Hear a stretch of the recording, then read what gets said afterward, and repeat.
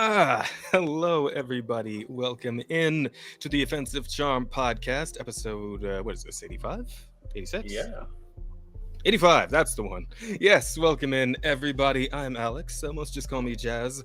I'm the charm around here, typically anyway. And of course, I'm joined by my usual co-hosts. Well, not Asta, but Bear and Rada are here. That is weird. Ah, damn, are already? We having a hard time already? Fuck.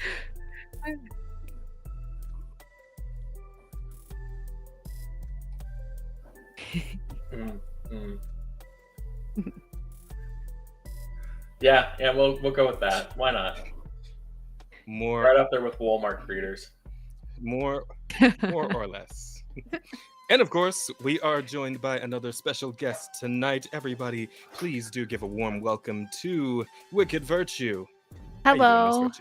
Hi, I'm doing all right. Thank you for putting me on a cool little TV there. Sorry my face isn't on screen, but you know. Oh, it's completely fine. I mean, we still have your lovely voice, if nothing else. Yeah. I'm glad that doesn't sound messed up. At least not yet.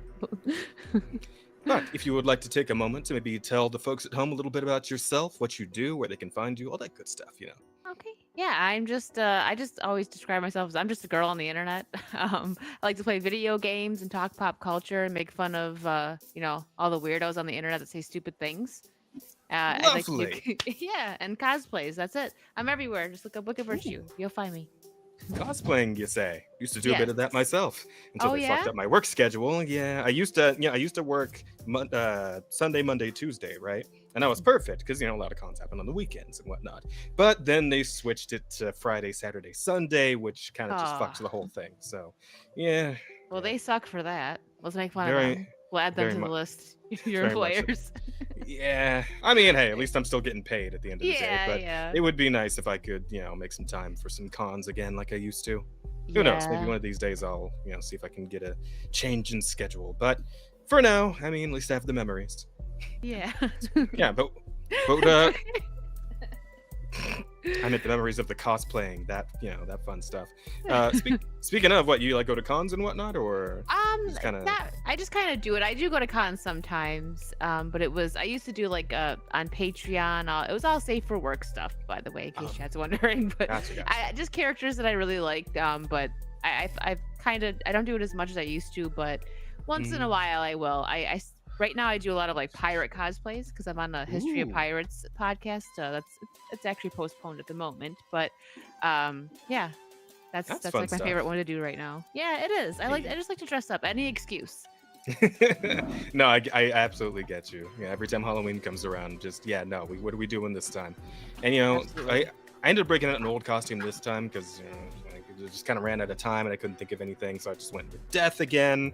I still had the scythe in the closet and the skull mask, so it's like, I'll just run with that.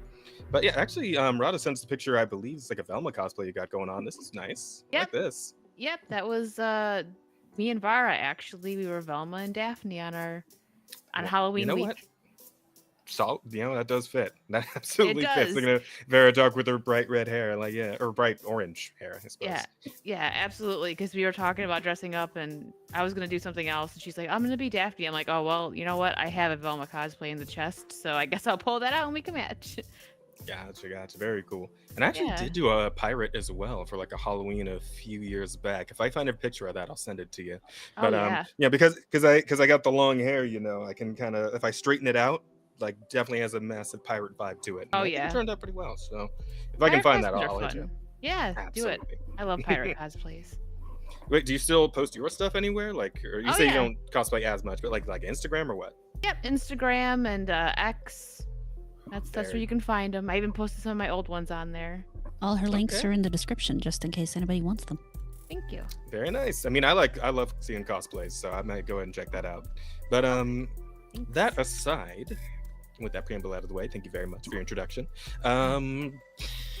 Next is the questions. Rada, can you tell them about the questions? Oh, right. You can ask us questions, any questions you like. They will all be answered at the end of stream. If you would like us to answer a question right on the spot, then you can go ahead and send us any amount of money whatsoever, and Jazz will read it. Actually, Jazz will read anything you send him, especially if you attach money to it, because he is like that. Yes, and we do know there's a certain someone in the audience who might end up sending us money to listen to very, very cursed AI videos. God, as don't we've encourage him, please, God. I mean, every time I do encourage it, though, it gives us like $20. So I don't know It's that not it's worth really it. that bad. Have you guys seen the Oh, AI no. videos of Michael Jackson stealing chicken nuggets? yes, unfortunately. yes, I have. No. Yeah, I know. pretty I, funny. I agree. Unfortunately, people send to me, and I'm like, what? What is this that I'm watching? What is this brain rot getting out of my DMs? Right.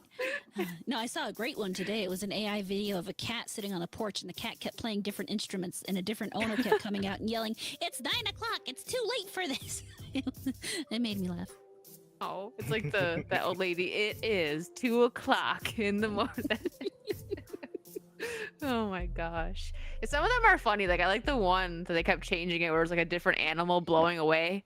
Oh yeah. Like from a storm, like it was a puppy, and I'm like, wait, I'm like, oh, and then I see the Sora, I'm like, okay, good, because I got sad for a second there, seeing a dog blow away. yeah. Or like, some of those were sad. Yeah.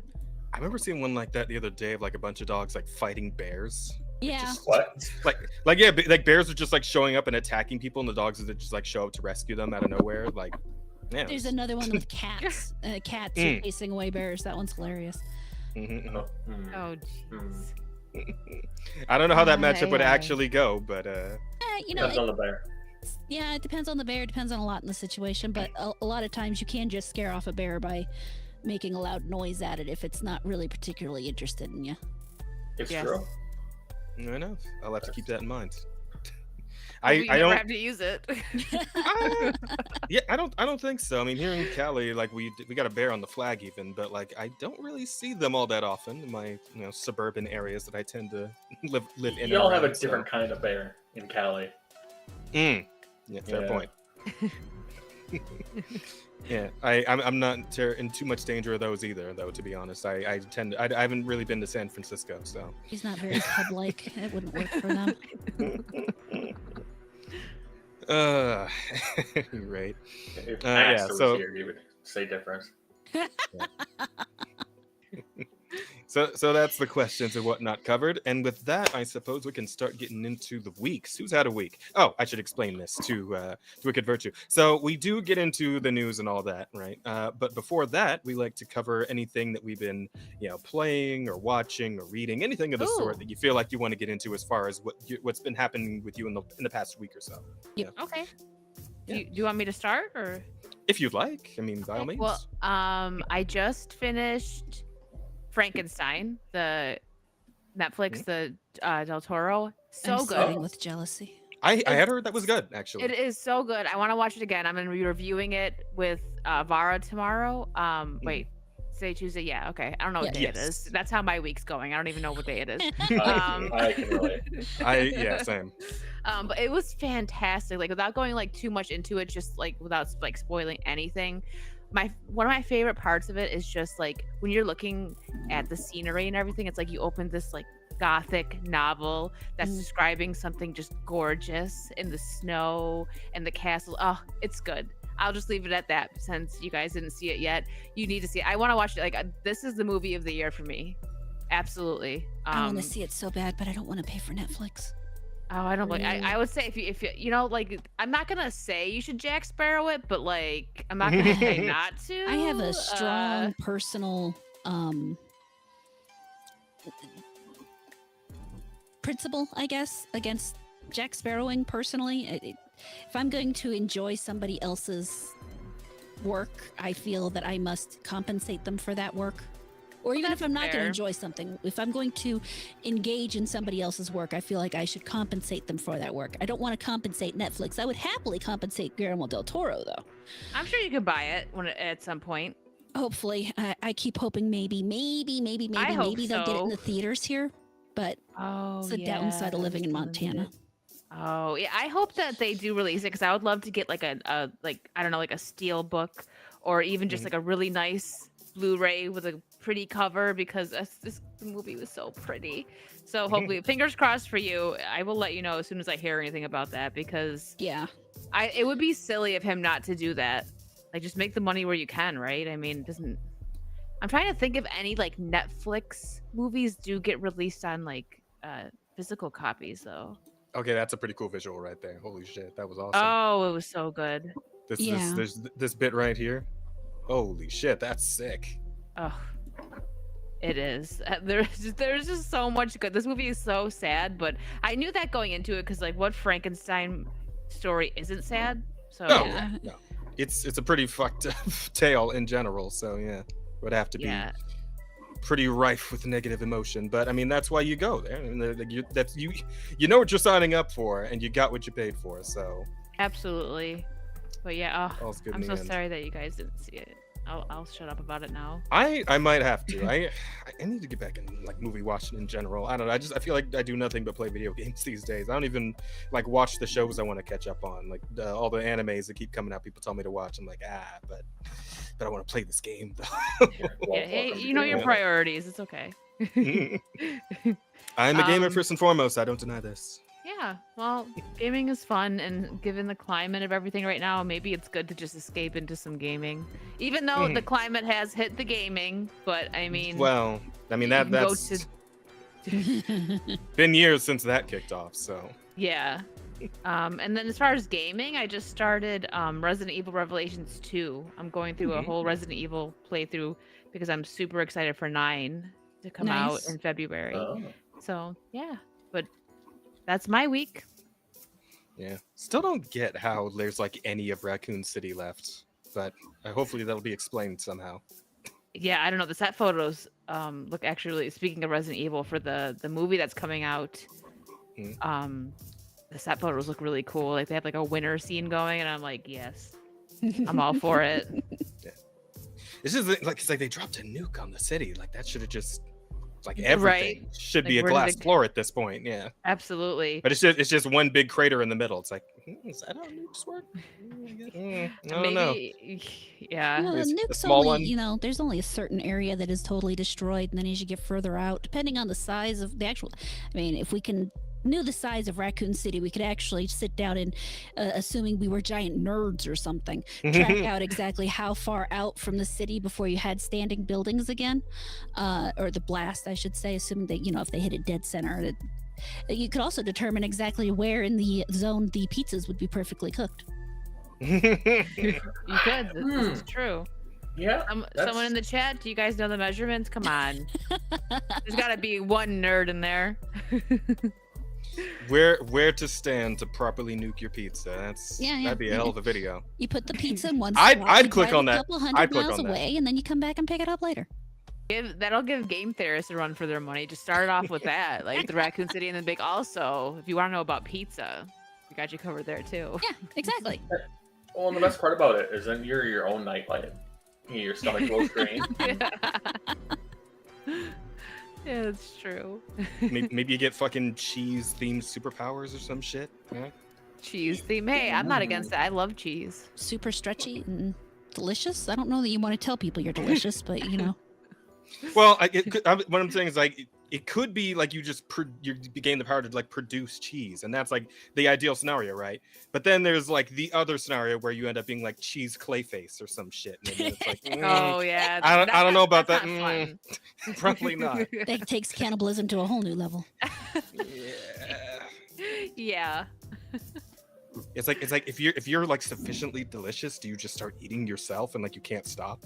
That really depends on the person, I imagine. Yeah. That's very true.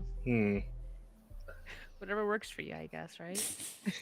No, this is cursed. This might be a little too cursed. There's the normal one actually. here. So a lot of times we'll be talking and he'll be just like, "What the hell? What are you saying right now?" Yeah, every group needs someone like that, though. Someone that's Someone who has to that horrify on a regular basis. Yeah. That overactive imagination, right? It comes in handy for shit like this. This podcast and keep shit entertaining, absolutely. And it helps us come up with possible titles for each episode, absolutely. Yeah. So We get out the first one. Something about a cheese person in the titles yet, do we? I put optimal pizza nuking distance. I don't know if that's. Would you eat yourself if you were cheese? Like, wait, what? That is Hey, next Leon, year. thanks for the raid. Hey, what's up, Leon? Hey. Good to see you, buddy. Words of Paradise. We love to see him in the building. How you doing, homie? Oh, I should have the fucking stream on my phone so I can actually see chat. Hang on. Why would you want to see chat? You're 'cause actually going to interact with chat or something? What if they say hi to me? I gotta say hi I was back. going to say hi to you. Say hi, chat. People like me. Damn, That's I'm- true. I've been People here- like you more than they like me. So that makes sense. I'm likable. Well, hey, on the WickedVirtue show, people really liked you. They were like, "Who's Oh. this sexy Cthulhu?" Excuse Yeah. me. Yeah, I always love those kinds of comments. They make me smile. Yeah.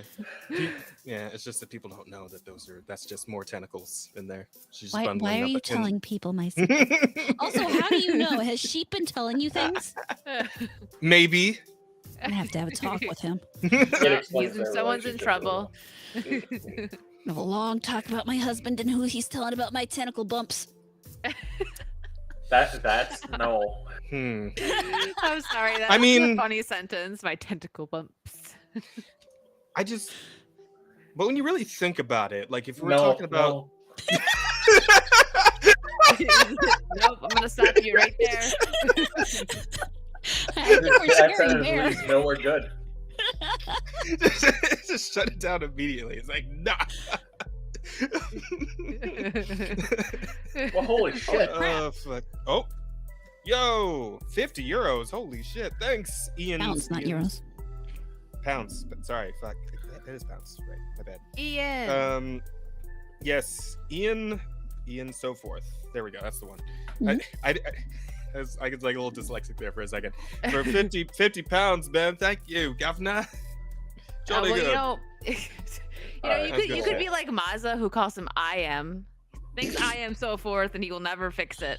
No, Mazza doesn't fix those things. That is definitely an N. All right, I know N's. I know my N's. Oh no, That is you're an You right. N. should. Don't quite listen. Don't question yourself So- over something that Mazza said, please. Don't No, ever. no. Please don't. If we're talking about and- Mazza, don't question anything. It just assume he's wrong. N's and words. Some people call me an N-word master. An N walker. I've been called on occasion. Oh. The I thought I N-walker was the a N-word good one. master. Between the two titles, I'm not sure which one You're the master I of enjoy me. more. A little different, Rada. A little different. A little different. Oh, okay. I'll take your word for that, Bear. Bear, did you have a week this week? It was a pretty slow week. I think the only really exciting thing I got up to was with Jazz. We played a little Path of Exile 2. We Ooh. did. We played more PoE 2. We are getting very strong. Boss fights, which used to be kind of a slog when we were very weak. We are now at the point we can actually get through them in a reasonable amount of time. So very much enjoying that. We hung out with the Aztecs for a bit. It's they funny are because True not- Aztec Warriors in our chat right there. Oh shit! How about that? Yeah, they were not pleasant just at No. all. Violent, Yes. and some of them were just straight up covered in shit for some reason. I don't, don't ask me too much about that. They got some weird practices and whatnot in the forest. Like, Don't ask about it, but definitely feces covered and maybe a lot of inbreeding and other issues. yeah, there's a little bit of that too. And then Jazz culturally appropriated them and made his own I did. sacrifice. Not I the did. incest part. I did do that. We found a giant weird heart, and I stuck a knife in it, and Nice. it gave us a couple of level ups. So worth it in my opinion. Cool. I'm not going to think too hard about the implications of the sacrifice I made, but I got cool stuff out of it. So I think, all That's in what matters. all, net gain. Yes. Yeah, it sounds good. No. Stab, get good stuff. Don't think about it. Yeah. Mhm. You think It any works. harder and things go weird. Yeah. No, Yeah. that When totally you- makes sense. When you think about it, that's kind of the whole game, right? Because it's a Diablo-like. So it's kind of just like it's going to a place and killing many people all at the same time, preferably. I think at this point, Bear, we've probably killed like at least a small island's worth. Like a Yes. small I island. was just thinking though, the stab, get good stuff. That's like New York Simulator. If not now, little soon. different. Yeah, unfortunately, that's Mm-hmm. gonna become a very scary place. Not that it already wasn't a little bit, but it's gonna get real bad. Oh, Listen. It's just Mamdani says the prisoners are just upset because we keep putting them in jail. If we let them out, they'll be fine. Well, It's I mean, gonna more be dope. importantly, you got to keep in mind violence is a social construct. Indeed, indeed it is. Yeah, there's going to be a lot of people socially constructing here in the future. Yeah. Okay. But we've moved in, moving back. We've moved into the last proper act of the game, and we're getting kind of close to the end of the season, unfortunately. So Jez and I are going to have to pick up the pace and do a couple of extra streams to actually see this done, because he's bowing out and going, out of town for Thanksgiving to go visit family and shit. It's Well, it's like once a year. I got to go all the way across the fucking continent to South Carolina because my mom misses me. So yeah, he's got fucked up priorities. That's just what it was. Well, Something, mom, something. I don't care. Oh, damn. What do you mean? You love your mommy too, Rada. All right. You even had you brought your mommy on stream once. All right. Yes, I did. My mother's adorable. She is. She was quite pleasant. We enjoyed having her. Moms are the best. Indeed. She was like an older Rada, which is hard. Make sure to tell your mommies you love them, chat. Go do it Yes. right now. Text your mommies. They miss you. Text your mom, hi, I love you, or just I love you. Or if you're not that kind of family, text your mom something else. I don't know, something that's not I love you, because if I was to text my mom I love you, she would probably think I was dying or something. You get a phone call. What happened? Actually, she's just downstairs, so she would come up here and be like, so did you cut yourself? Are you committing suicide? Something like that. What's going on? Are you about to take yourself out? I need to know this now. Save that for the very last episode of the OCP. All right. It's too early to cut and run now. That is a hell of a series finale. Right. No, I'm not taking myself out anytime soon, so we're all good here. Jazz just wants to man. get cheap. That's all. That makes sense. I know he's after my husband. I feel like there was like an actual like a bigger or like at least a medium tier streamer who actually did that like several times. Like, chat, get ready. Next stream, I'm killing myself on camera. Like, I feel like there was somebody who actually did that. It wouldn't surprise me. Yeah, I would be surprised. Yeah, that wouldn't surprise me either. That's just People have crazy. done some ludicrous shit on stream, or said they're going to do ludicrous shit on stream. So Both, yeah, actually. absolutely. So, I know a guy who was supposed to take a bath in a tub of ranch, but he never did. I know of a person who stapled themselves closed. That's scary. Yeah, Wait, I'm sorry. You said stapled themselves close. herself. Actually, I just misspoke. Yeah. Oh. Yep. Anyway, So- moving on. Anyways, that was my like- week. Bear, So- was that it? That's it. So go ahead. Go on. That's it? Tell Okay. us. All right, so then it was We're- my week. We're dodging several forbidden tangents tonight. Yeah, right. That- So what did I do last week? Oh, fuck. I played Bloodborne with Jazz, and we beat Mikkelash. We It only did. took us, We what, did. 3 tries? 2 tries? I think it was 2. Yeah, that wasn't so bad. Yeah. You guys hyped Not- it up. not- I thought it was going to be way harder. It's not hard. It's just annoying, right? He's like the Yeah. annoying fight in the game because he just runs away until you corner him, and then he has the one-shot attacks that he can use if you don't like beat him into the corner. Like Yeah. like eventually we happened upon the strategy of attack relentlessly until he dies. Actually, it was 3 Um, times because Strategy. he killed us that. No, I guess you're right. It was only twice. Never mind. But yeah, we did beat him pretty soundly. It's possible you have gotten good, as they say Yes. to do. It is And that- possible. Yes, and now we're actually closing in on pretty much the end of Bloodborne. Yeah, except for the DLC. Or we would be, yeah, exactly. Except for the DLC, we got some other shit that we gotta do. You gotta meet the lady of the Astral Clock Tower. I think you're gonna Ooh. like her. She's a lot of fun. As long as she's not one of those bell ringing bitches, we're good.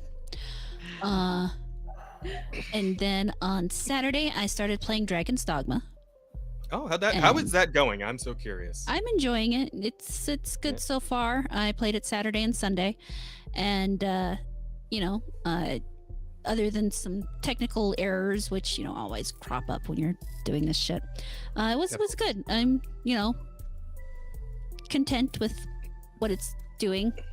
I'm not Yeah. quite out of the first area. I beat a Hydra. Okay. Yes. Okay. That's the And first big fight. Yeah. so now I'm moving past that to whatever comes after that. What are you playing next? You should be heading into the city now. So. Yeah, that's what Oh I'm. yeah. But told. what is your starting class though? I am curious. As well. Sir Scrum, yes. I introduced my chat to the absolute entertainment of the black screen. They're thrilled with you know you can't do it too long because you don't want to tax your system. But 5 minutes of the black screen, they're happy, and then we can play the game. Which disappointment, they leave, but it is what it is. Well, that makes sense. You can't do the green screen to them. That would be lewd. Right? I am not about to do that. But no, I'm what's the ranger type? Striker? Striker? Yeah, it's got a weird name. I can't remember. But I think you're right, Striker. Something like that. Yeah, so I've got the daggers in the bow. Gotcha. Because that's my preference generally is something ranged and stabbies. Yeah, I mean, I think that's more or less what I rolled with in that game as well. Because I mean, there wasn't a whole lot of variety in the first one. I mean, there's a good suite of options for what you want to do as far as like combat goes. Second one definitely opens up a bit more with that. It's just unfortunate that it's just not quite as good like narratively as the first game, but I mean that's a whole other topic. But yeah, speaking of narratively, or I guess you haven't really done a whole because all you've done is fight the Hydra, and then you're gonna start moving towards the main city where these like shit actually starts happening. Yeah, that's you got a bit to do. What I'll be doing on Sunday actually is that. So. Okay. All right. Cool. But you're enjoying the gameplay at least so far. Yeah. No, it's fun. The pawns are interesting. So. They are indeed they are. What did you make your pawn? My pawn is a fighter. Okay. Did you make it look like sheep? I did. I did in fact make it look like sheep, and I got to that point where you're picking how it should address you, and that was a lot of fun. So how does it feel for your? Because like as far as I know, its name is by default. Because by default, the pawns call you master. So yeah, I'm not changing that. Having a digital sheep call you master every time he addresses you, that's doing it for you. There are certain secrets I shouldn't reveal in public. Yes. So especially since they seem to weird bear out. Well, yes. I suppose it'd be like it is. We'll just let that one lie, I suppose. I wasn't expecting the staple comment from him because he seems just so level-headed, and then just comes out of left field with that. I'm only level-headed in this group. We just make him look level-headed. Oh, yeah, okay, gotcha. It's a comparison thing. It's the Halo effect, but in reverse. I'm perfectly level-headed. Okay, I'm putting on a personality, so I'm more entertaining. All right, it's called being a content creator. Okay, all right. He's lying. Anyway. I'm a professional. Thank you very much. Why do you tell these terrible lies? You know what? Ain't nobody. I don't remember asking you a goddamn thing. All right. I mean, you did ask me to host the show with you, so I did. You know what? What does that say right there? Let's be honest here. Shit. You're right. You got him. Yeah. Clearly, I'm my own worst enemy. Yeah. But I mean, that was really it for me. I'm trying to think of anything else that happened, but actually, there was something that happened. I was thinking, gee, I can't wait to tell everybody on Tuesday, but now I don't remember what it was. I hate when that happens. You'll remember tomorrow, and then I will. You know what? I got them next week, and then or what'll happen is the show will end, and I'll remember right then, and then I'll forget about whatever it was tomorrow and go the rest of my life without ever knowing again. Yeah, that's how that happens. That is unfortunate. I mean, hey, if you remember at any point in the show, just let us know and we'll circle back. Yeah, I'll wait and then I'll go, oh, I remember, guys, but it probably won't happen.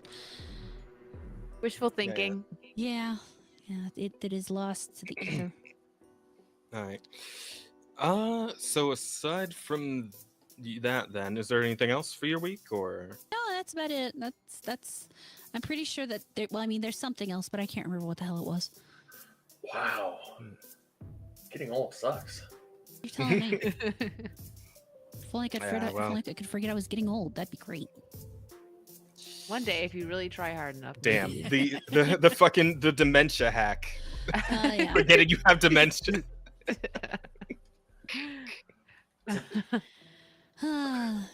That is bliss, I think, at that point. Right. Sounds Shall like we get into the news then? Let's do it. I didn't get to talk about what I was up to. Oh, Didn't you go after Rana. Wicked? Did I? No, I think it was Bear. I mean, Bear and I both played Path of Exile, so we both talked about it. But Oh, well, I didn't. I'll let you talk about what you did if you feel like you didn't tell us. So go I ahead. love how that gaslight almost worked for a second. Like, didn't you go after Wicked? Oh, you know what? Did I? If we were a little more forceful about it, it would have worked. Man, I got a memory You of probably goldfish. could have pushed that. Fuckers. You never asked me how my day was. Oh, we ask you all the time, at least once a week. Normally, we don't have to ask. You will tell us. This is also true. All right. Well, at any rate, aside from the Path of Exile stuff, what did we do? We did more Digimon, and I am fucking losing my mind trying to get to Mega Evolving. Like, I'm so fucking close to being able to evolve to the Mega Step. I'm almost there. Steel Starmon is within reach, but I can't have her yet, and it's pissing me off because I might just like switch out another stream this week for more Digimon. I swear to God, I'm so close. It's bugging the shit out of me. But yeah, there was that. Not too much to say about that one, except wibbly wobbly, timey wimey bullshit in the story. Time travel going crazy, but it is great. Still a really good game. Still a lot of fun. Still better than Pokemon as well. So putting that out there. Eat shit, Pokemon. Speaking of, I think we have a story about Pokemon eating shit, don't we? Or did we talk? Or was that last week? Well, it can be every week. We just make one up. No, it was last week. That is true. Yeah, continue to eat shit, Pokemon Company. Appreciate that. Yeah. What else? Oh, like I said, I did run some Ninja Gaiden 4, which came out recently. I've been playing that off stream. So here's my experience so far, right?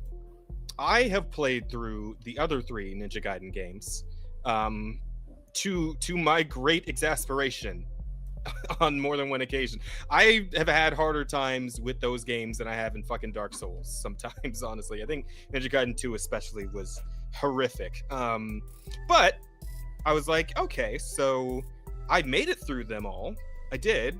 It was rough, but I did it. So I would call myself something of a veteran at this point. Ninja Gaiden 4 has a hard mode. I could probably handle that, right? I could probably do it. I could probably get through hard mode Ninja Gaiden 4. I think so. So I clicked on hard mode, and next thing I knew, I woke up in a dark room. I was tied to a chair, and then this very scary looking Asian man, probably Yakuza, walks up to me and is like, "Hard mode, huh? So you don't get how this goes, buddy. Normal mode is hard mode. When you click hard mode, well, then I get to break your fucking kneecaps. That's what actually happens." I sure hope that you're talking about this happening in the game and not in real life. No. Okay. This is in reality. It's in reality. You were just telling me you're always hard. He busted my knees and he killed my dog in front of me. And then he said, "This is just the tutorial, by the way." No, okay, but seriously though, playing that game feels like getting jumped, right? Like it feels like there is an active effort to make you give up and stop playing on hard when you play that shit on hard mode. It was so fucking rough, man. Like I feel like I'm looking at the devs and it's like, so there are legal issues. Like I can hear the devs in my ears right now. It's like, there are legal issues with us telling you to kill yourself, right? In real life. But we can make this game hard enough that you might want to kill yourself at the end of this. Right? So that's what it felt like. It was absolutely horrifically awful to try and play that. But it was also really cool. The game's very good, feels very good to play. It is just as visceral as it's ever been. Extremely bloody, very fast, very, very fast. Enemies are on you constantly. Like you can dodge out of one enemy's attack straight into another enemy's attack. it is really hardcore, very brutal, unrelenting. But I can kind of appreciate it for that fact, and I do feel like I'm getting better as I just kind of smash my head against this wall that is this game over and over. And like I said, I'm a Souls player, so I can be very persistent when I want to be. And I will probably try and stick to hard mode and get through the whole thing. But yeah, I mean, the pseudo masochist within me enjoys this on some level, I think. So we're just gonna keep at it. Like that's like a life motto. Like, I played Dark Souls, so I'm ready for whatever. I can handle anything. To a certain extent, yeah. I mean, my warehouse job can be just as taxing and soul crushing since my shifts are 12 hours long, and I think that my time in the Souls games has helped me mentally with that. So probably. Oh yeah, it's made me more resilient, Bear. It truly has. And other than that, I've been also just no-lifing fucking Duet Night Abyss a bit more. And yeah, game's still pretty solid overall. Having a lot of fun with it. Story's great. Man, they're really going all in on that fantasy racism in that game. It's bad. Because I think I remember last time one of the scenes where you see the military of that universe just kind of like harassing an old man who happens to be one of the Charons, which is essentially people with horns, right? They're just human beings who happen to have horns and superpowers on occasion. But yeah, they're the ones who get harassed because there's not as it's kind of essentially if you played FF16, it's like the same shit. But yeah, I think I mentioned the scene where it's like, yeah, that's happening, and then like the guy's like the old man's son tries to come and help him out by like pushing one of the guards away from him, and they just like pop him on the spot. Like they just kill him right in the street. The son, like the younger one, they just shoot him in the fucking head. And everybody's like, oh well, I guess that's just the way it is. And like everybody just kind of keeps walking, right? It's like, wow, yeah, we're absolutely going all in. But it gets worse than that. It gets worse, and I don't even want to particularly spoil how it gets worse. But yeah, no, we're all in on the racism story here, which I can kind of appreciate the fact this game's just not pulling punches at all in that regard. Because like so much shit these days is so like soft, and it's like, oh, we don't want the audience to be uncomfortable. We don't want to make them feel bad. It's like, no, yeah, fuck that. We're just going in. we're just doing it. Same deal with like you watching Frankenstein the other day, right? It's like, yeah, no, we're gonna make you uncomfortable. We're gonna be real with this. It's 100% real. Get ready for it. Absolutely. We're doing it. So I appreciate that. It is. Yeah. And gameplay's a lot of fun. The promise of the gacha game that doesn't fucking run you for your pockets to get characters and weapons, that has been fulfilled entirely. I already have all the characters I actually wanted, most of the weapons I wanted. It just takes some grinding. It's again kind of just doing the Warframe thing about it. So it's just a little bit of grinding. You go in, you get all your parts that you need, and then you just craft what you want, and then you're good to go. Sick. In fact, it's easier than Warframe in that regard. It's a lot less time consuming than Warframe is. So I do appreciate this game very much for that, and probably will stick with it because of that. So yeah, digging it, having a good time with that. Other than that, I think that's kind of it. I haven't really watched or read anything, so yeah, that's about it. So with that, we can actually go ahead and get into the news now. Now I am done. Now we're ready. I just wanted to have my turn. So. Okay. So Rada, you shared quite a few stories that we can talk about. You wanna start with one of those or what? No, I just saw we didn't really have anything, so I dropped a bunch of stuff in there. Yeah, I admit I kind of dropped the ball this week, so I appreciate that you grabbed a few things.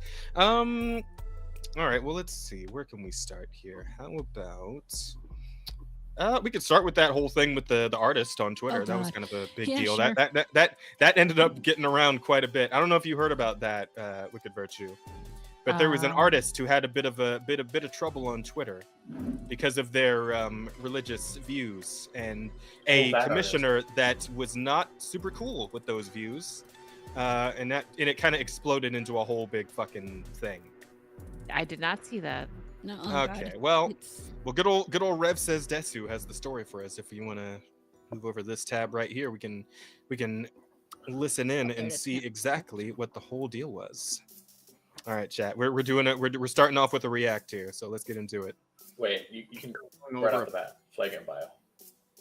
What's up? Flag in the bio. That already tells you. Oh, well. Oh yeah. This whole thing Yep. on this thing is, oh my god. Well, let's not. But honestly, I would have just given you the links, but I know that the person who started the whole thing already deleted there. Yeah. Well, luckily everyone gets the screenshots when shit like this pops off. Yeah. Someone always gets the screenshots, and then they're there forever. Oh, and this one's actually internet the artist, not the person who's harassing the artist. So the flag. Oh, this one. Yeah. Oh, okay. Inconsequential, but yeah, but this one is the artist that was harassed. Okay, got it. Well, let's get the story, shall we? Hey, what's up, guys? Rip here. So today we're gonna be going over a pretty interesting situation in the art scene on Twitter, where there's some drama involving freedom of speech. Of course, the Twitter court of public opinion that is harassing this artist for the past couple of days, and this is a classic example of a cancellation campaign directed towards an artist that ultimately backfires. This person, this artist named Neko, we're gonna be talking about today, went from 500 followers a few days ago to nearly 12,000 right now. Damn. I need jump. that kind of publicity, Wow. man. Like, I'm trying to start shit on Twitter, bro. Like, I need to do something here. Someone get mad at me, please. Exactly. I got people mad at me about what I tweeted about it, so There I you don't go. recommend it. It's not fun. But did you get new followers though?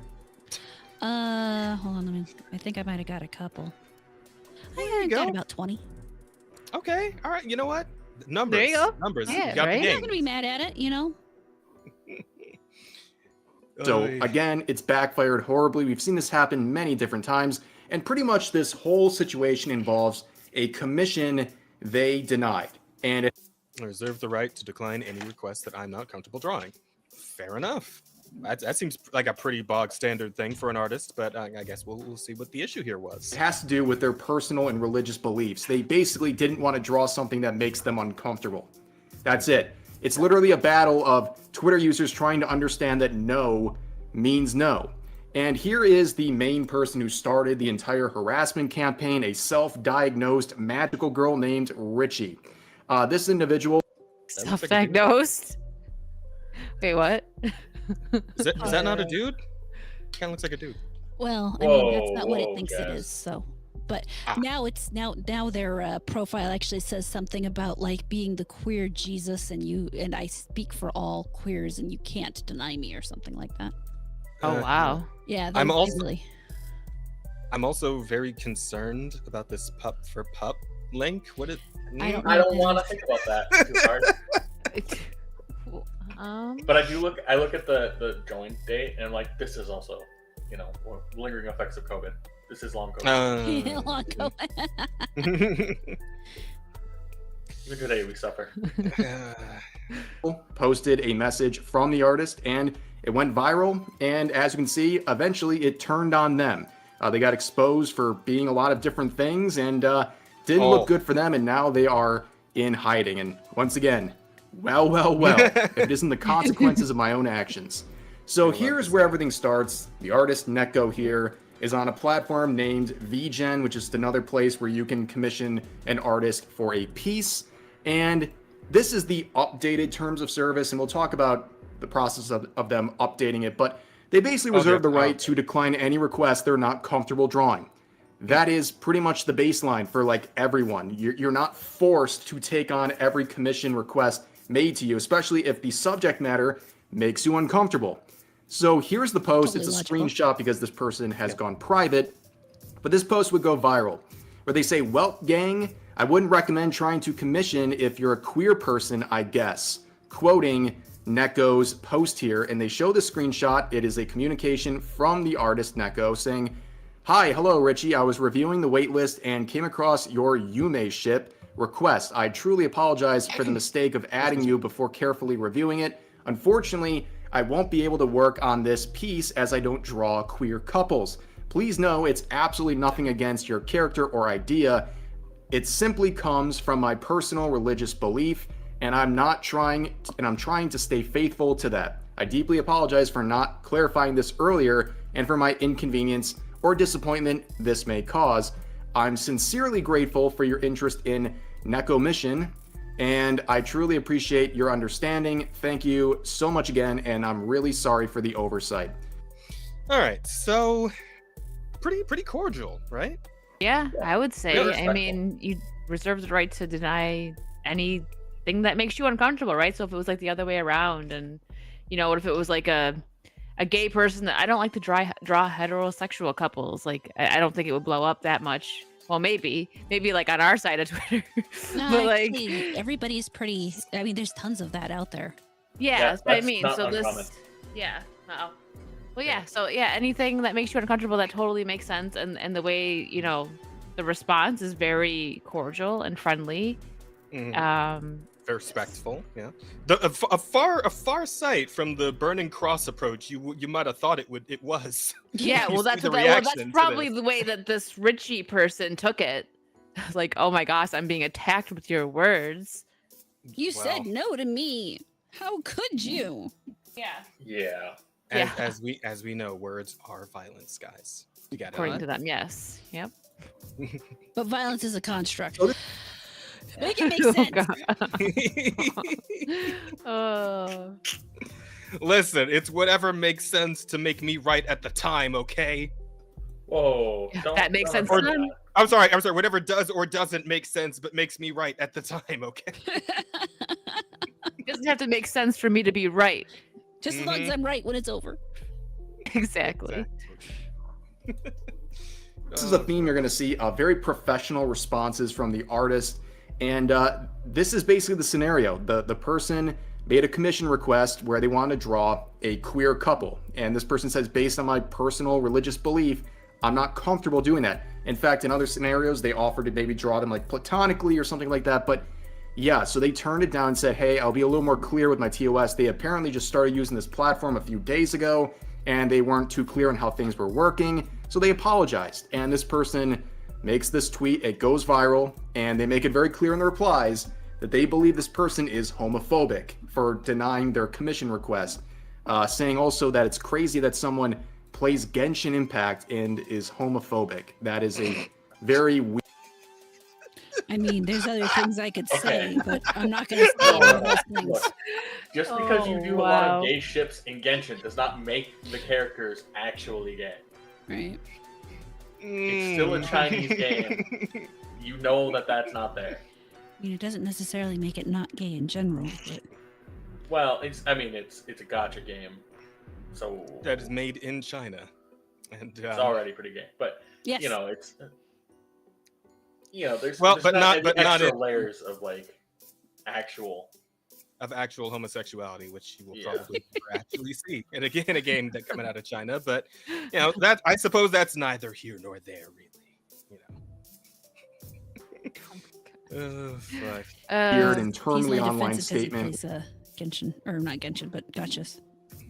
Yeah, no, I was about to say, I gave the fuck up on Genshin a while back. Have not looked It back was too since. gay for him. A bit, honestly. No, just kidding. It was too grindy and shitty for me. That was the actual problem. The gay was fine anyway, with. Yeah, he would. Yeah. He was down for it. I mean, listen. I put it on record before. I do not pull for male characters because pulling for males is gay. I only pull for female characters. All right. Wants to clarify that for the chat, Mhm. so you know. Exactly. Yes, you And know. pulling is definitely not something to think about too hard. It's not reference to any sort of action at all. There's nothing Okay. sexual about it. That's what he's No. saying. Mm-mm. Fantasy racism. What game? Oh, Duet Night Abyss. Yo, guys, it's a new gacha game just came out recently. Duet Night Abyss. Look that one up. Nice Honkai Impact. The Mihoyo game was canonically a lesbian. Oh, really? Did not know Huh. that. Well, shit. I guess that's a bit of egg on my face then, but yeah, still extremely rare for a game that comes out of China. At any rate, Right there. But like I said, it goes viral. People are calling this artist a homophobe and all these things, and they're getting canceled. And you can see the first response they made by quoting the previous post. It has 4.6 million views, by the way. But to sum this up, because there's a lot of long threads in this, and let's keep it brief here, they basically say I wasn't really expecting all this, and they're sorry to the client for what happened. and that they just opened up VGen a few days ago and they were not fully aware of how the system works, and know that they're not queer phobic and that they're surrounded by queer people in real life and online, but they choose to not engage in activities related to queer relationships, especially when it comes to making their commissions. And they take full responsibility for the misunderstanding and that they'll be more clear in their TOS in the future. And then they thank everyone. Like, again, another very professional response, but the responses to them were unhinged, to say the least. You can Just see a nice kiddo, this apparently. totally Jesus Christ. Oh yeah, Find some of the her ass stuff and these rip her people a say. job right the fuck off. Good lord. Wow. I don't care who's feeling it. She's a violent homophobic, and I hope dragged until she's so unrecognizable, and that's on Allah. I'm sorry. Where did the Well, did you violence mention come that in? they're, But that's what I'm saying. Well, the violence came in the beginning of her tweet. She gets all violent. I'm guessing a she. Looks like it from her profile picture. She gets all violent, and then she calls this very calm person who is very polite and cordial violent, because that's kind of how they work, right? The very tolerant left over there. Oh yeah. Important contest that I don't think Rev has mentioned, but the artist in question is also a Muslim. I was gonna ask. Wow. I was like, I didn't see that, but I kind of figured from this tweet. But also sometimes they just pull things out of nowhere, so I'm like, I don't Yeah. know. Yeah, Confused. sometimes they Well, just like pull things right out their ass. Leftists that don't quite get along with a Muslim. That's Shocking, who would have thought, right? right? I'm That's shocked. crazy. We're all very surprised and distraught at this moment. I could never I- imagine this happening. I also Have to appreciate respect that and way. I also appreciate the "and that's on Allah" at the end there, Yeah. right? As if Allah isn't taking. Well, I mean, I would assume that Allah would be taking the side of the artist on this one, considering the religious tenets of Islam You would and all think. that. But I'm sure that this person didn't take the time to learn about that. So Yeah, probably not. Probably not. Yeah, so that's crazy. But it's just that old thing of like trying to call somebody's words or decisions, in a non-physical sense, violent, so that you can like try to justify actual violence against the person. Like, Yep. these things are never actually going to line up. Like, right back to, you said something I didn't like, so you need to be physically hurt because I am emotionally hurt. Yeah. Bunch of children out there in this world. Absolutely. Very sad. very shit. An individual saying we need to find her and rip off her hijab. And I don't care who's feeling it, she's a violent homophobe. And I hope she's dragged until she's so unrecognizable. Yes, this is over denying an art commission, by the way. Here's another one saying, I hope you know that if you didn't do freelance work, you would be 100% fired from an actual job for discriminating against gay people. F you. And I hope you lose money because of this. There's no hate like religious love. Wow, that one goes hard if you're an avid Reddit user, but here's another one I see over and over again where people are posting. That was good. Yeah. Oh, fuck. Don't LGBTQ queer sips. I don't take commissions involving queer romantic pairings due to personal boundaries. Yeah, fair enough, right? Totally reasonable. Are we suddenly not respectful of Islam? I thought the leftists loved Islam. Was that not where we were at? Only as long as it respects them. Oh, wait. Yeah, because they thought that it respected them at some point because they didn't do their research, but now they're learning that it does not, so they're getting a little bit upset. Maybe. There might actually be a few perpendicularities here between Western leftism and Islam. There might be some points of contention that we have to grapple with here. There may Yes. be a little friction. I don't know. Just a tad. Well, yeah, might have to discuss that a little bit. Just fucking idiots. Gosh, they're so stupid. I And remember your what I wanted updated- to talk about. Oh, what's Oh, up? no. We got it. What's up? Okay, so I was on YouTube and I was scrolling through, and like, there's this brand of nail polish that I absolutely love, and I've come to find out that this Saturday they're releasing a nail polish advent calendar. Oh, what's the brand? Hollow Taco. Oh, I've always wanted to try. They're Oh good. my god, I love their nail polish so much. I have way Convince more of me. it than I should. I have probably a couple $100 in nail polish. I have the whole drawer, so don't. It's good. I have an entire large bucket. I mean, one of those large containers that you buy at like Sam's Club.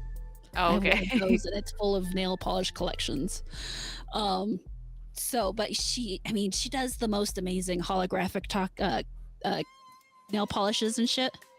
And Yeah. so there are, I really want to get this advent calendar, and it just seems so cool to actually see, advent calendars are typically, candies or cookies or little toys or something. To have an adult advent calendar that is nothing but nail polish, I am just jazzed. That sounds like a lot of fun. Yeah. I'm gonna check out Are their you? stuff. Yes, I am. I How am jazzed? suddenly bubbly and charismatic over this. Oh, you know what? That's the nicest ride's ever oh my been to you. God. Oh my God, thank you. You enjoy it. It won't last. It won't last long. So, but yeah, no, that is what I because I'm actually very excited about it, and I'm sitting here chipping off my nail polish so I can redo my nails, and it made me think of it. Don't you wait? Isn't there like polish remover that they make? for that? Yeah, but so one of the things I like about this nail polish is that when it comes to time to take it off, is I don't normally have to spend the time scrubbing it off with nail polish remover. I just kind of run my nail under the edge of it, and it pops off in one whole piece. Oh, Oh, that sounds Hmm. so satisfying. Oh yeah, she actually has a peely base that makes it easier if you want to do that. Because she used to be a YouTuber, and so she used to make money, on YouTube doing nail polish stuff. But she actually specifically made a base for peelable nail polish. Simply Nailogical, right? That's who Yeah, that is? her, Okay. Yep. Her. fuck are these names? I'm gonna look them up and get some nail polish now because I've always wanted to try, but I thought they were kind of pricey. It's but pricey, maybe- but it's worth it. I am not even Okay. kidding. It's great stuff. I mean, every bottle I have bottles that I've had for like 3 years now. All I did was she actually sells the nail polish thinner. Put a couple Mhm. drops in it, shake it up, and it's good as new. Okay, that's good to know. All right, I'm gonna be checking that. That's what I'm doing tomorrow. Nail shopping. Polish shopping. Okay. All right. I did remember though. So back to Rev and the person, this artist. No. I'm glad we circled back to that. It was quite important. Clearly. Yes, nail polish is very important. Yeah, we can demonstrate to the audience that you are a very feminine Cthulhu creature, and Okay, you have some- that is For going too once. far. Who knew Rada had a feminine side, huh, chat? That's crazy. Anyway, back to the video. But she's still one of the bros. Don't worry about it, chat. I've never heard her so emotional before. Just talking about nail polish it's strange. So passionate. The mirth. I love nail polish. Okay. Oh, that's fine. Yeah, Oh, you're it's allowed. Okay. I feel bad. It would only be gay if to be fair, I am married to a man, so you're right. I am very gay. Yeah, we've Let us talked about this continue. before. You're the gayest. I am extremely gay. Rules where they say they don't take commissions involving queer romantic pairings due to personal boundaries. And people are posting this like, aha, gotcha. I mean, there's people literally stating that this artist is violating people's civil liberties, that they have illegally Oh, wow. discriminated against queer people. But that's not what happened here. Nope. The artist is not saying, if you're a queer person, I won't work with you. They will gladly work with you. They just don't want to make queer commissions, like featuring 2 same-sex characters. That Just get a fucking solo piece. It'll be cheaper. Realistically, they'll feature 2 same-sex characters. They just don't want them doing romantic things. They don't want to do them kissing or, cuddling or that kind of stuff. I imagine they'd be perfectly fine with what looked like a friendship piece. Yeah, keep Yeah. it platonic, with a certain amount of distance, so it's not gay, and there you go. It's fine. I would yeah, actually be there's really big interested deal to know what the piece was that they wanted done. Yeah, I'm kind of wondering about that now. Bet you it's out there somewhere, like on that person's profile, maybe like what they wanted, but now they protected their tweets, so I guess Yeah. the world will never know. I'm not sure it is. I kind of feel like they'd hide that. Yeah. I mean, they could have also, gone and found another artist by now who would have drawn Yep. that. Oh, which God, yeah. really should be where they started, but Yeah, this was entirely unnecessary. that would have been way too easy, right? No, well, you know what this is about, right? They're hoping for free art. They were hoping that they were going to be able to shame this person and then Into drawing for free. I and doubt it- they were it's hoping for free art. I think they were hoping for, basically what happened to the artists. They wanted that. They wanted the popularity Clout. and everything of people rallying around them and boosting them. And they got the clouds. opposite. Yeah, I have no doubt about that, but I'm thinking they were probably thinking this was going to work out really well for them. Like somebody else reaches out, like, I can't believe this hate crime happened to you. I'll make it for you. Like something like that. Yeah, some sort of bullshit like that. Mm-hmm. Well, who knows? Maybe somebody did show up like that. You never know. I hope not. One I would wouldn't be hope, surprised but if they did, I mean, but- I'm sure there's some self-righteous, queer artist who approached them as like, I'll take the case. It's fucking hard. Yeah, I'm on it. very likely. I'm not an artist, so there's that. Nope, you're something different. That Wish I I was am. an artist. I'm very special. Yes, you Really? are. I should have put my fucking skill points into art instead of singing. Would have been way more helpful for this content creator shit, I tell you. You bastards with your skill points and like abilities. But you sing so pretty. I appreciate that. Thank you. You do too, though. Yeah, I was gonna say, Errata, you're up there with that singing. You also sing pretty. Oh, Mm-hmm. all right. This is Absolutely. getting really gay. Can we move on? Fair enough. Let's Too go. much Is love. within their right. There's a lot of laws on the books. Then there's several Supreme Court cases that went over the same issue where someone's being commissioned and they're being asked to do a service that involves gay rights or gay marriage or something like that. And on religious the and cake freedom of thing. speech grounds, Remember that. they say, I'm not comfortable doing that. And the court has said, that's what you can do. You might not like it, but this person is expressing their personal boundaries and you're mad at them. This is the thing too. I don't understand. Why would you want someone to do artwork that makes them uncomfortable? Like, why would you want that person to express that sort of theme that makes them uncomfortable? Why would you want them? Why wouldn't you just go to another artist? There are plenty of artists who will not draw straight character, like straight relationships, straight pairings. Yeah, that is a that's real thing, and that's totally fine because that is their personal boundaries. That is It's just that thing where it's like, it seems so often that people like this, right? These very hardcore leftists, like they always talk about, people's feelings and prioritize feelings and all that, but they always seem to have such an issue with consent. Is that just me? Is there so they else do. notice this? Oh yeah. And Oh, the, thing that, they absolutely do. the thing that I don't understand is why do you want to force somebody who supposedly doesn't like you to take your money? Yeah, you should be like, okay, I'll just take my money elsewhere and move on. Yeah. Why wouldn't you It's a just power thing. just move your money, give it to somebody who actually wants to work with you, instead of saying, "Oh my God, how dare you not want to work with me? Here, take my money, you bigot."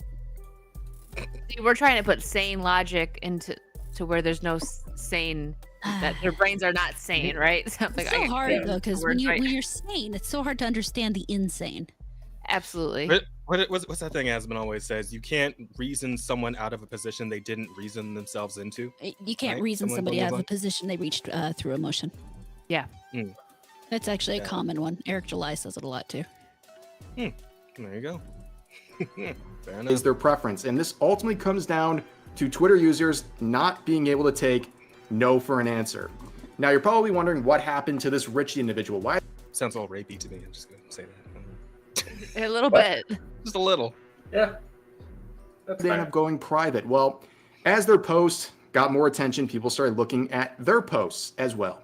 Mm. And right here, they make it very Uh-oh. clear on the related subject, saying, no, because there isn't something like straight phobia. It doesn't exist the same way you Wow. can't be racist towards white people. Okay, now we're doing Yeah. intersectionality. Oh fuck.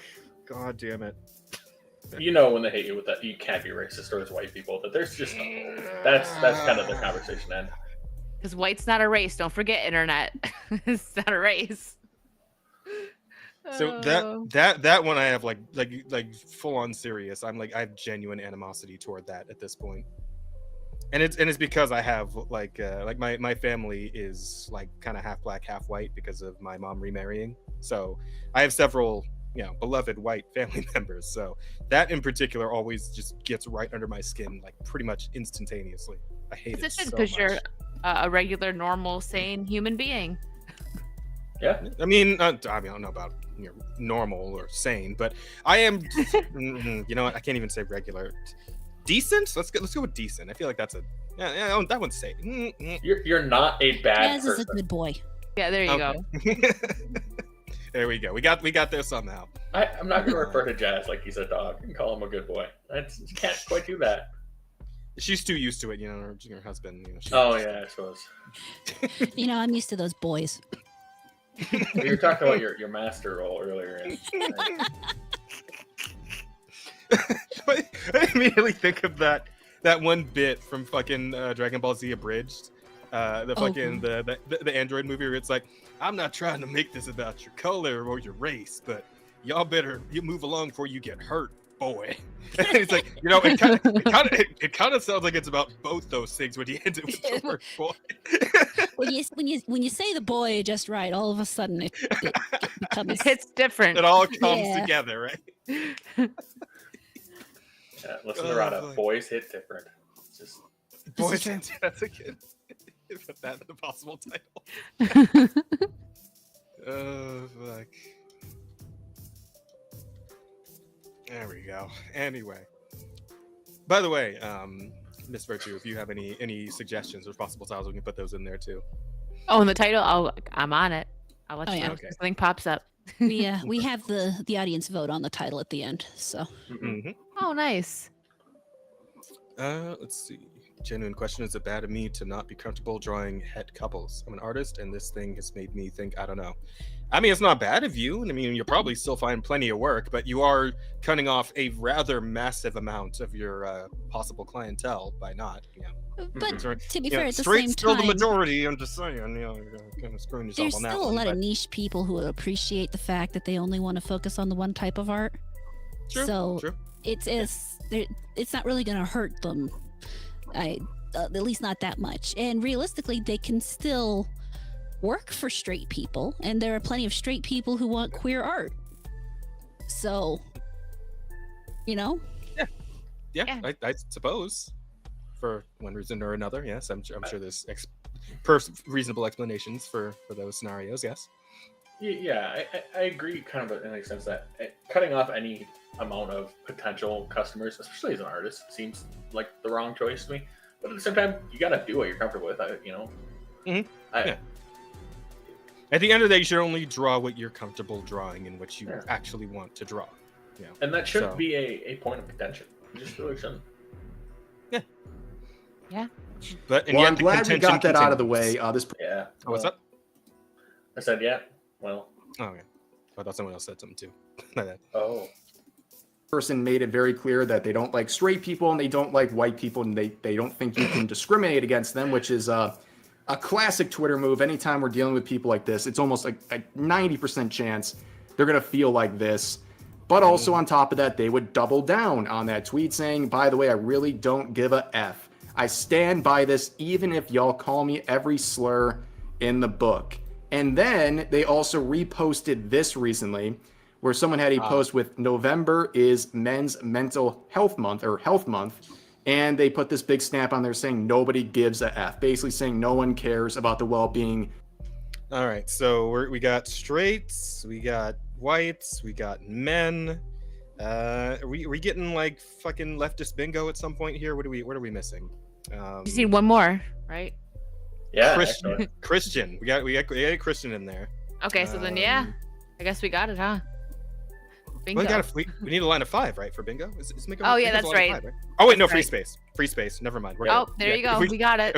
If Christian pops up here, we got leftist bingo. Of men. So this person doesn't like straight people, white people, and men. Congratulations. A trifecta, if you will. But they would apologize because they started getting dunked on for the post we just saw. And honestly, people are re-examining the entire situation and saying, why'd you even do this in the first place? But they say this: Hello, I would like to make a statement regarding the artist situation. I don't condone any form of harassment. I never sent them threats to them myself or told others to do so. I did share my DMs with them through VGen, which I immediately got attacked for as well, getting called every slurs in the book, but I never had any ill intentions as someone wants to paint me with. I was simply trying to warn my queer mutuals so they don't have to go through the same disappointment as me, because the artist did not specify excluding queers in their TOS at the time of my OG post. I don't agree that just because they were polite, we should excuse queer phobia. While I do agree I could have handled the matter privately, I just never expected the tweet to leave my circle the way it did. So you see what they're doing right here. They're doing two things primarily. Well, I see what they're doing is something they definitely wouldn't have done if they didn't get like backlash to hell and back. Absolutely. Oh, Right. you think publicly calling somebody homophobic had a backlash towards them? I wouldn't have thought that would happen. Okay. We're getting there. Oh, it's ramping up still. All right. Okay. They're making themselves the victim. Yes, they made a call out post. They accused this artist of being a homophobe. That artist gets dragged, threatened, harassed, but somehow this person's the victim. And it's pretty crazy they're even attempting to do that. And on top of that, you see the way they are talking about what happened. They're saying that the artist, she was excluding queers. No, she was making her boundary set. She said, based on my religious beliefs, I am not comfortable drawing that sort of theme. And now you're making it sound like she's excluding queer people, like actual people, from either reaching out for a commission or something like that. They are exaggerating the situation to make it look like this artist is literally hurting real people with these actions, instead of just putting up personal boundaries in their TOS and in the art they produce. But they continue on saying, I still stand by everything I have said. I don't believe heterophobia exists. You guys will never be oppressed as you claim to be. Neither do I believe in white racism. As a person with white upbringing, white people do not have the same history experiencing racism as a person of color, and we will never fully understand what a person of color goes through. I'm glad. White upbringing. So as a white person, you won't understand what it's like to be a person of color. That's what I'm getting from this. Right. It's Oh, man. self-hating whites. Oh my god. But it always is. These are the worst of them, I swear to God. Every time with these fuckers. Even Jazz doesn't like self-hating whites. No, and he's a sensible person. Listen. If I was white, I'd be hating these people just as much as I hate I certain want you to flavors. write that as a book. If I was white. That would be a great If book. I was white, I wouldn't be like you idiots. The end.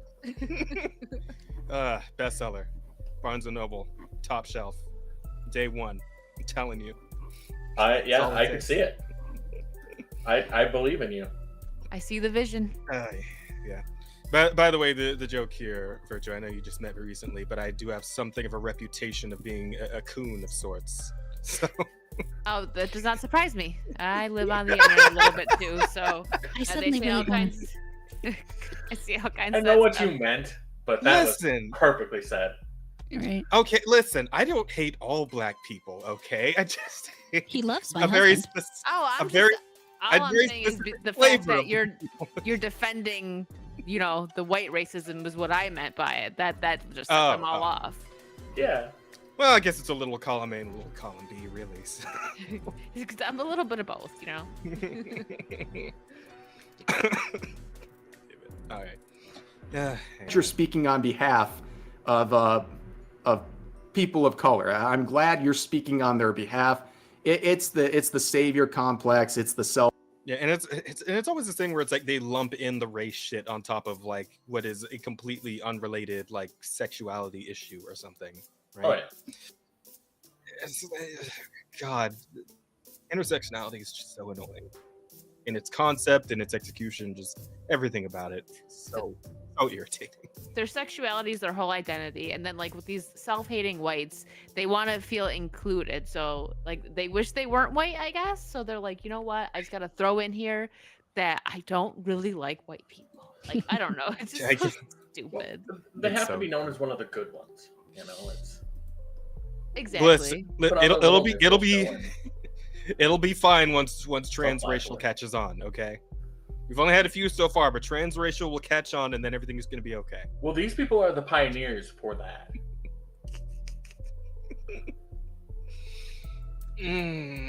I'm excited for 20 years from now when they're telling us that they understand the black struggle in America. Yeah. Solidarity, and they put up the fist. It's like, I identify as that just because I feel your pain. Mhm. It's coming. They feel it so deeply. They're empaths, didn't you know? They are. I know.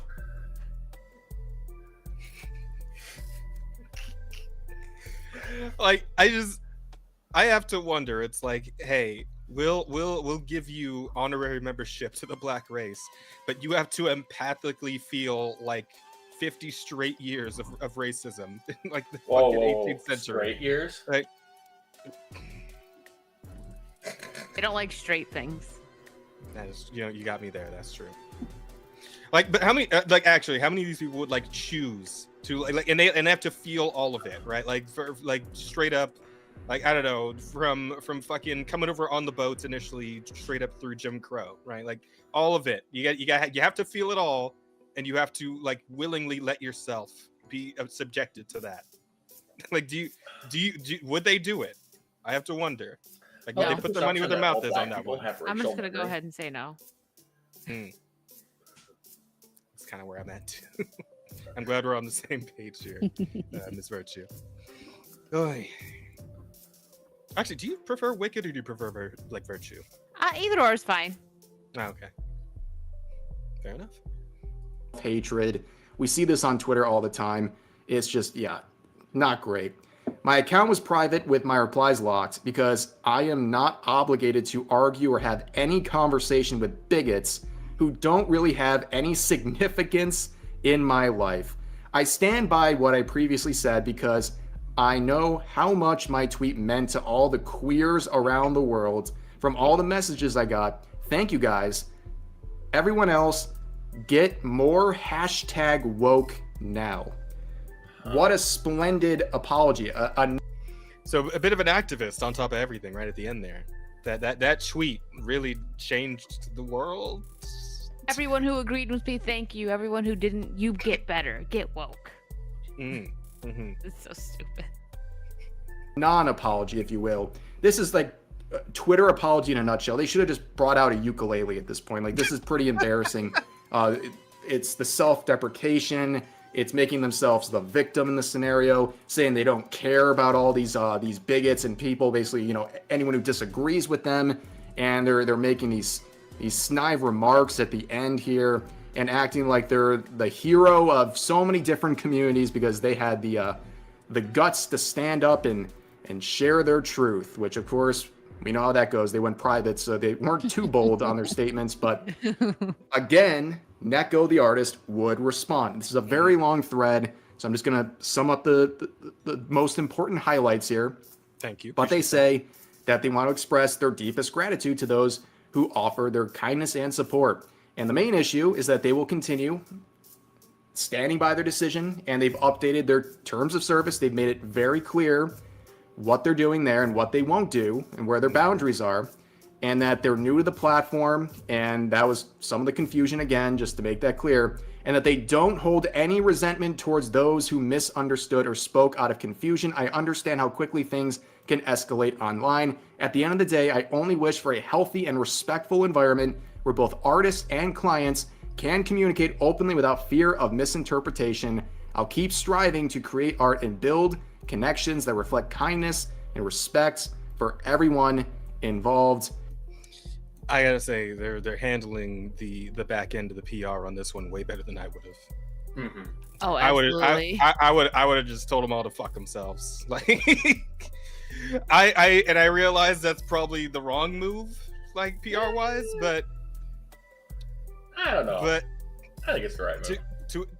Well, I have respect for somebody who can just like keep their chill Be and classy about it. Yeah. I do. I have respect for this because I couldn't do it. I would probably take the low road on this one. To be No, honest, you can go the low route, but with high route intent or methods, you just be very articulate in how you tell them to go fuck themselves. Okay, yeah, just get a little novelist with it. Okay, I can see that. That could work. Bit of a mid ground path for that one. Okay, Exactly. Oh man. And they also wanted to apologize for a recent WhatsApp status. Apparently, it had something that people were taking offense to, but they apologize for that as well. And they say this can serve as a reminder to be more mindful about what we share publicly, especially when emotions are high. And then they also go down saying, moving on, I will always keep my head high to respect every religion, sexuality, and race. I also want to make it clear that I hold no hatred or discrimination towards queer people. I truly respect everyone for who they are. This is the bigot everyone's talking about. Well, they're not very good at being a bigot if they're talking like this. This is a professional response. I believe this artist is 19, by the way. This is a great response. Yeah. Really? A child on the internet who actually knows how to fucking handle themselves. That's a new one. That's crazy. Mad respect, though. Yeah, right. I mean, not exactly a child, but pretty damn young. 19 is pretty young. 19's young. You could it's fair to say child with that. Because to be fair, some people, haven't really grown up. I feel like 20s is just like high school, but like you're an adult that can do stuff, right? And so you still kind of have that mindset. It depends. Some people are different, but she's probably I think it's a she, right? Was that a girl that was the artist? Probably more of like an old soul, maybe. Kind of like Vara, like very smart but young. Yeah, she's not 19, but you know what I mean. Yeah, she carries herself like a 40-year-old in a with you know what I mean, like with the intellect. Oh no, I feel you on that one. Old soul. With my musical tastes, I've heard that accusation several times. So, not necessarily in my decision making though. I'm pretty. I would rather have that. I think I'm right where I'm at actual age wise with my. Oh well. Yeah. Maybe you're supposed to be. I carry myself physically like a 40-year-old, so I don't like that part. I wish I could switch that around. That would be a little better. I am a 40-year-old, and I'm tired. I wasn't gonna say it. I thought it real hard, but it's exhausting being 40. You're getting there, Bear. Right? Shut up, Jazz. Shut up. No, wait. I forget. No, I actually forget. Wait, mid 30s or late 30s? Yes. Oh, you bitch. Wait, what are you being all shy for now? We've already had this conversation on stream. Yeah, it's on stream somewhere. I am 37. Oh, okay. Late 30s. Getting there. And of course, I'm turning 30s. Early, late 30s. I'm catching up to you, man. I'm turning 33 in like a couple of months here. We're getting there.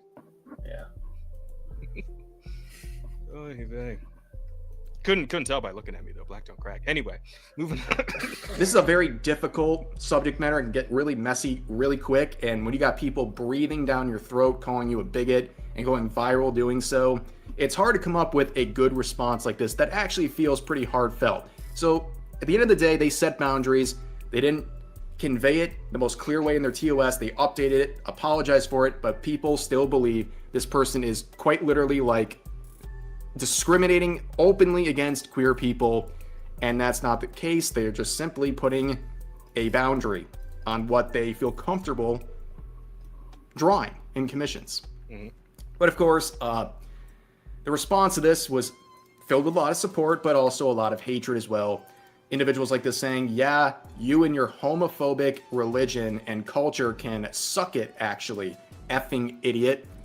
Ladies and gentlemen, the tolerant people, they've lost their cool. The mask has completely slipped off right here. Here's another artist saying, it's crazy that you can be homophobic and nothing will happen. You also gain more followers if you're polite enough about it. Interesting seeing people defending her, also calling LGBT people mentally ill or something like that. I don't know. Really telling when you think about it. Well, this last part's interesting because Wait, when did this part happen? I don't remember the artist saying anything. I feel like this part would have been blown up pretty hard if the artist actually said something like that, right? I don't think the artist did That's say somebody anything. defending. Is that somebody? It's someone defending the artist. Oh. Seeing people saying they're going to harm the artist in real life. They're going to track her down. I see people calling her slurs and saying things about her religion. We just saw one 2 seconds ago. So are you going to blame the people who are calling her out collectively for the actions of those people? Like, this standard doesn't really work in your favor. And on top of this, this part right here just feels like jealousy. Like, I guess you're mad that they gained support when they were harassed by a mob of people, and people saw that, and instead of joining in on the mob, they showed support. Yeah, like, and that second part about, like, yeah, some people were being like a little too crazy about it on both sides. Like, it's never gonna work to try and like do a collectivist thing when we're talking about like the major like players in these stories, and like lumping them in with all the people who decide to involve themselves when it's on Twitter, when it's on like a public platform where we know there's a very, very common history of people just going absolutely nuts and saying whatever the fuck on Twitter, right? So being like lumping those people in with the ones who are being more civil and reasonable about it, like, that's always going to be fucking stupid. Like, it's obvious those people are there. They're people are going to say whatever the fuck on the internet. Anonymity makes people real bold, right? We know this. But I always hate when people do that. Like, I really, really do, because like, I don't know, collectivism in general just always gets under my skin. Yeah, it's the mob mentality, and the keyboard warriors. They feel so strong behind their computer, but like, and they probably don't talk like this, and we already know this. They don't talk like this in real life. They don't go up to someone and be like, "You're a homophobe." Like, they don't. It's just. But yeah, I do agree. I think like it's a bit of a jealousy thing too. Like, you're supposed to get nothing but hate. I can't believe people are supporting you. I can't believe there's level-headed people out here standing up for you. No, absolutely. I mean, everybody just wants attention. Yep. And I'm not even gonna like try and separate myself from that. I want attention too, but I'm not gonna be a dick about it. At the end of the day, I'm just gonna do my best to try and put out stuff people are gonna want to see and follow and all that shit. But I'm not gonna like fucking resent others who manage to pop off like this. I mean, more power to them, and especially like going through all the fucking bullshit just for having your own values and standards and things you don't want to go against, but you're like still trying to be calm and reasonable about it. Like, yeah, no, absolutely, like, you absolutely deserve to have people back you up and be in your corner after going through all this fucking horse shit. Definitely. But here's another one saying, y'all will let religious bigots hate crime you in broad daylight if they were polite enough about it. Again, the equating of like words and shit to actual violence, it's so fucking stupid. Like, it's like in this in particular, it's like the encapsulation of how fucking stupid it is. Like, again, you are comparing an actual fucking physical, presumably physical crime, to somebody just saying they don't want to do something, they don't want to draw something. Like, it's like that Reno 911. I forget I know it was Nick. Oh my gosh, what's his name? I can't remember the character, but when he's like, "I was murdered." No, you weren't murdered. He's sitting there like, because someone said something to him. I think is what it was. Like, you weren't murdered. I was murdered. That's how they act when you say something to them.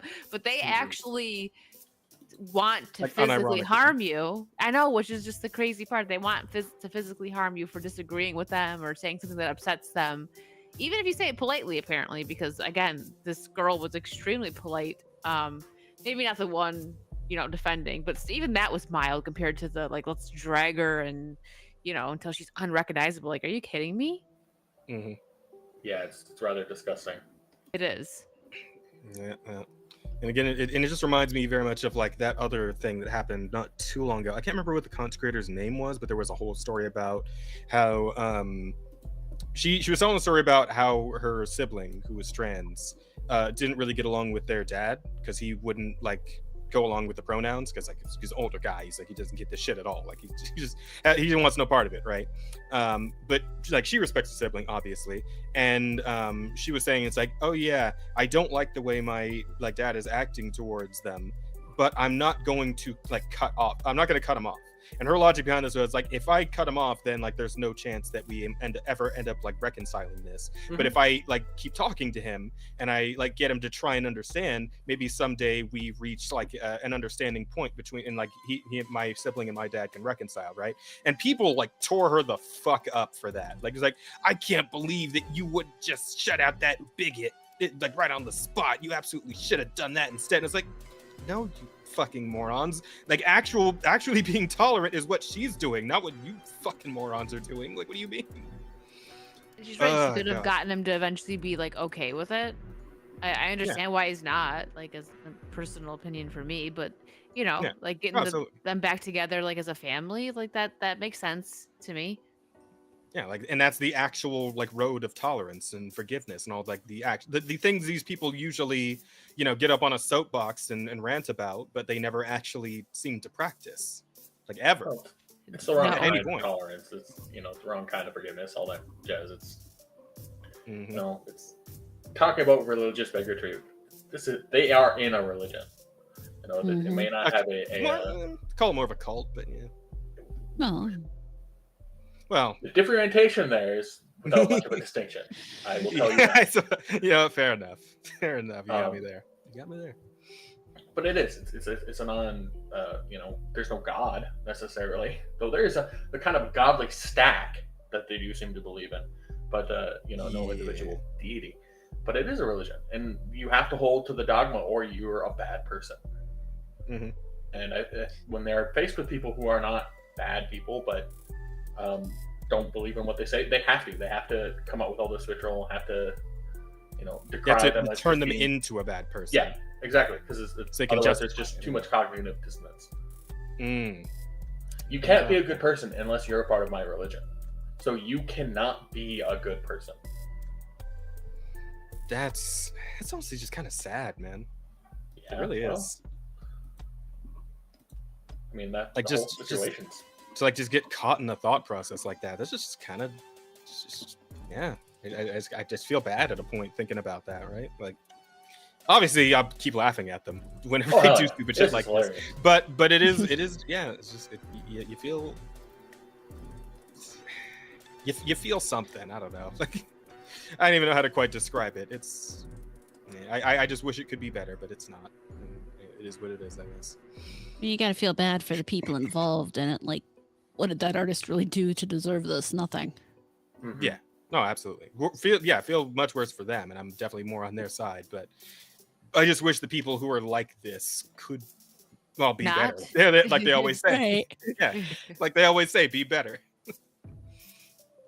Well, there you go. Showing us some related tweets and artwork, and of course, how does that end? Muted. Yes, because people were disagreeing with this, and this person couldn't deal with their headcanon of the situation being challenged. Here's another one saying, the amount of people defending her is insane. Yes, not accepting a commission specifically because you don't like drawing a gay couple is homophobia. If another person refused to draw a Muslim because they don't feel comfortable with their religion, that would also be discrimination. So again, people are setting boundaries. They don't feel comfortable based on their religious views, drawing a certain theme. Like, are you going to force them to do it? Is that like the answer here? Is that the only remedy? Like, we're going to force people to draw things that make them uncomfortable on it? I did see, actually, like I think he's being kind of facetious here, but I did actually see a tweet where somebody was saying something along the lines of like having their human rights denied. This is like this whole scenario is having their fucking human rights denied. I don't remember, you know, when we were listing out human rights and whatnot, like fucking art commissions being on that list anywhere. I don't recall that. Is that just me? No, there really is no right.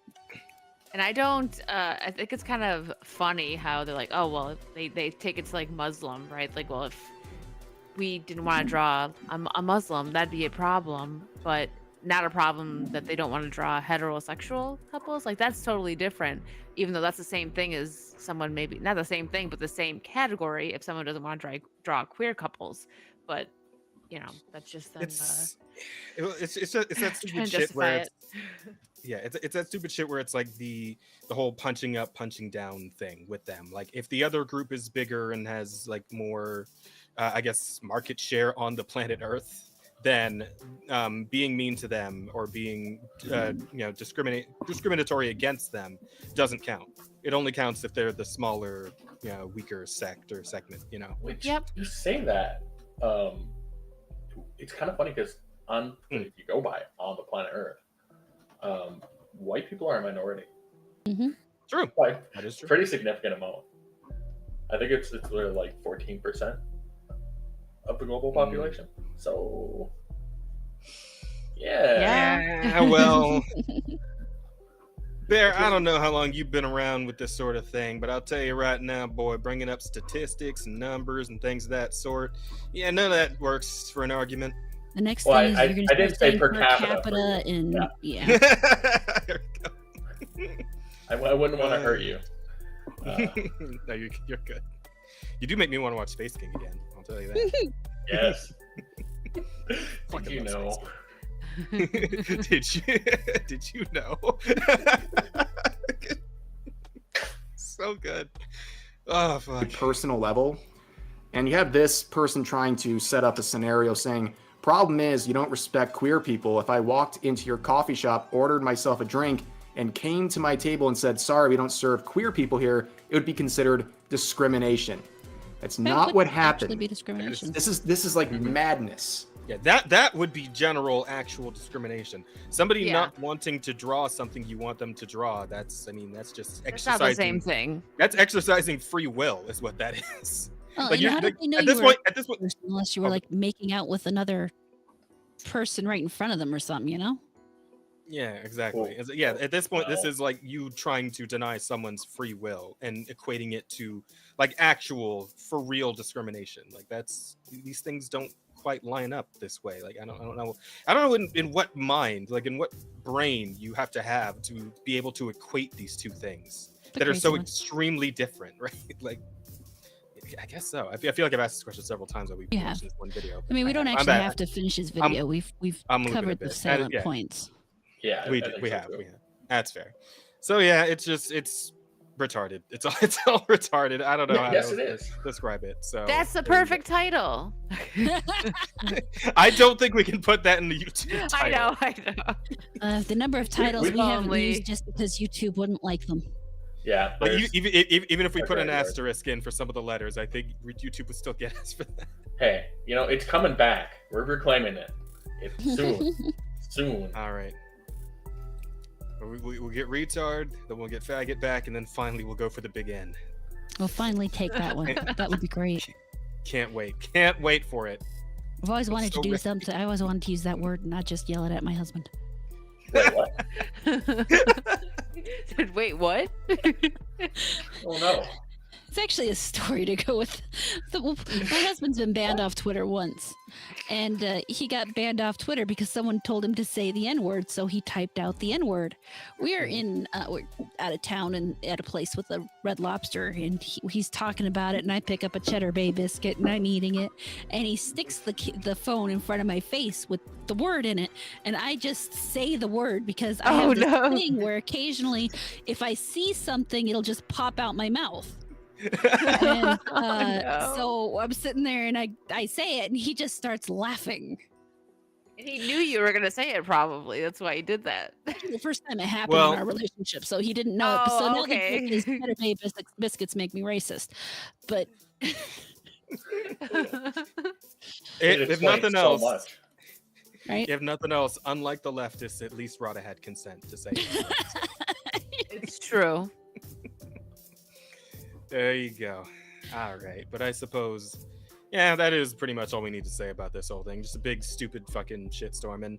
But it worked out damn well for the artist in the end. So I hope she got plenty of commissions, because there are a lot of people out there saying, well, I'm going to cancel my commission. I'm sure 10 of you didn't have a commission. Oh, I bet she's filled up at this point. I love how this one's going full-on freedom fighter with it. I'm sorry, I just saw this. You want to call me a bully for standing up to gay people and being upset an artist that draws demon porn and canonical Canonically queer characters decline someone for being queer. Feel free, you all won't silence me with bullshit like that. I will stand up for my equality. I will hold a gun to that artist's head and make them draw what I want to draw. Well, the dumb God thing is damn it. there's no proof that this artist draws any of that stuff. Oh, really? Yeah. I think I saw that tweet earlier. It's like, oh, they draw porn? Well, all right. No, there's no proof on anything that that artist draws any of that. Oh, well, no point at all then. There you go. Just got to make shit up. Well, it wouldn't be the first time, right? Right. Nope. In fact, this whole video's been them making shit up pretty much. So there you go. What they're good at. That they are. Excuse me. Oh, actually, no, wait. This one's actually a good one. Here we go. This was, what did the... Damn it. Yeah. As no, I'm gonna hold back this time. I'm Breathe. gonna hold back this time. As a trans person, this situation kind of upset me. How are we going to demand respect but try to cancel someone for setting a religious boundary? She was kind and respectful about it, and Twitter jumped her. Meanwhile, she's been very openly supporting queer people. There you go. See, it's really all it takes. It's that easy. Goddamn. There are a number of sane, queer, lesbian, and gay people out there. There are. Yeah. There are, Appreciate it. yeah. Fan of those people. Big ups, thumbs up. Keep that up. Just I- keep being I not could. crazy. Totally works. It's Absolutely. good for you. Oh yeah. Oy, all right. So let me see what else has been going on this week. Oh, right. I guess this one's kind of on the thumbnail, so we might as well talk about it. Grand Theft Auto 6 delayed again. What? Oh, you didn't hear Yep. about that? No, Yeah. I did. Oh, No, okay. she's playing it up. She's doing it. She's doing it for the I bit. got She's doing it you. for I the content. got you. But yeah. Hi everyone. Grand Theft Auto 6 will now release on Thursday, November 19th, 2026. So the end of next year. What I believe wasn't the initial release date like the beginning of next year, like I March. think it was March. March, yeah. Yeah. Yeah, and it was pushed back once already to like I think about the middle of the year, like somewhere in the summer, right? Think it was supposed Like to release the end June? of this year, and then they switched it to March, and now they're delaying it to the end of next year. Okay. We're sorry for adding additional time to what we realize has been a long wait, but these extra months will allow us to finish the game with the level of polish you have come to expect and deserve. Okay, well, I guess it is what it is. If you say so. Gaming channels are now dead for longer. Wait, how long? Damn, how long has it been since GTA 5 came out? Has it been like a decade? I think it's been Oh, like God. 13 years. Yeah. I think- 13 years? Yeah, Yeah, let me it's hold on. Around One, Skyrim is when it came out. two, five. That's nutty. I could always re-release GTA 5 again. 2013. Yeah, Actually, 2013. So we just have their 12-year anniversary. That's wild. Want to thank everyone again for your patience and support. While the wait is a little longer, we are incredibly excited for players to experience the sprawling state of Leonida and the return to modern-day Vice City. Oh yeah, I forgot it was in Florida. Yep. How Yeah, about I'm kind of excited for that because I want to. Now that I'm here, I'll like find Mhm. spots in the game that I like know where they are in real life. I don't know. that? And see how closely they managed to like model different buildings and Yeah, whatnot. yeah. That that would be pretty cool. Has there been a GTA in like California that I could do that with? Yeah, San San Andreas. Andreas. Oh, right, San Andreas. I should know that. I mean, That's my favorite one. that's that. Yeah, I should play San Andreas again. Actually, fucking that game is awesome. I love It's it. so good. Oy vey. Oh, how far is San Andreas from me? I wonder. I should look that up sometime. Maybe I'll take a little road trip one of these days. Remember, these are also kind of fictional cities too, so they're not Right. exact copies, Yeah. but they do true. have a lot of landmarks ish. I do wonder though. It's like, is at this point I feel like it's gonna be really funny if fucking like Ananta ends up coming out before GTA 6 does, and we have no confirmed release date on that one at all. But it is like people are marking it as like the fucking anime GTA, right?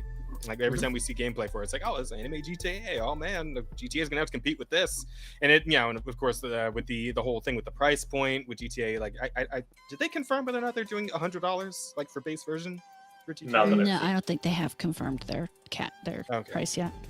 Probably at least 80 though, right?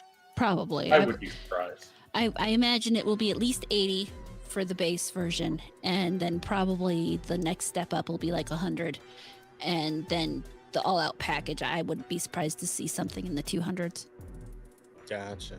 Yeah, and plus, and then there's the whole thing with Ananta is that it's gonna be a free game because it's a gacha game, but it's also doing the same thing that Do It Net Abyss is doing, where they're promising that characters and weapons and stuff won't be gacha. It's gonna be all cosmetic, right? So if they deliver on that the way Do It Net Abyss did, like that could actually be a proper competitor to GTA, like with the price point of $0. Right, and free characters and all that shit. Yeah, like GTA might actually have to compete with Ananta. It'd be really funny if it ends up like kind of undercutting it by coming out first. But we shall see. They could pull like a Silk song and just be like, oh, here it is. There you go. like fucking same day or like same week the GTA 6 comes out. It's like, hey guys, did you know Ananta's ready? You want to come play some Ananta? that would be pretty hilarious. Yeah, but I do wonder, like, since we have like now 2 delays, if we won't end up getting a third. And I wouldn't be surprised at this point. I'm just like, if it comes out, I'll be surprised. Yeah, kind of. If I'm still alive when it happens, we'll play it, and if not, whatever. I guess.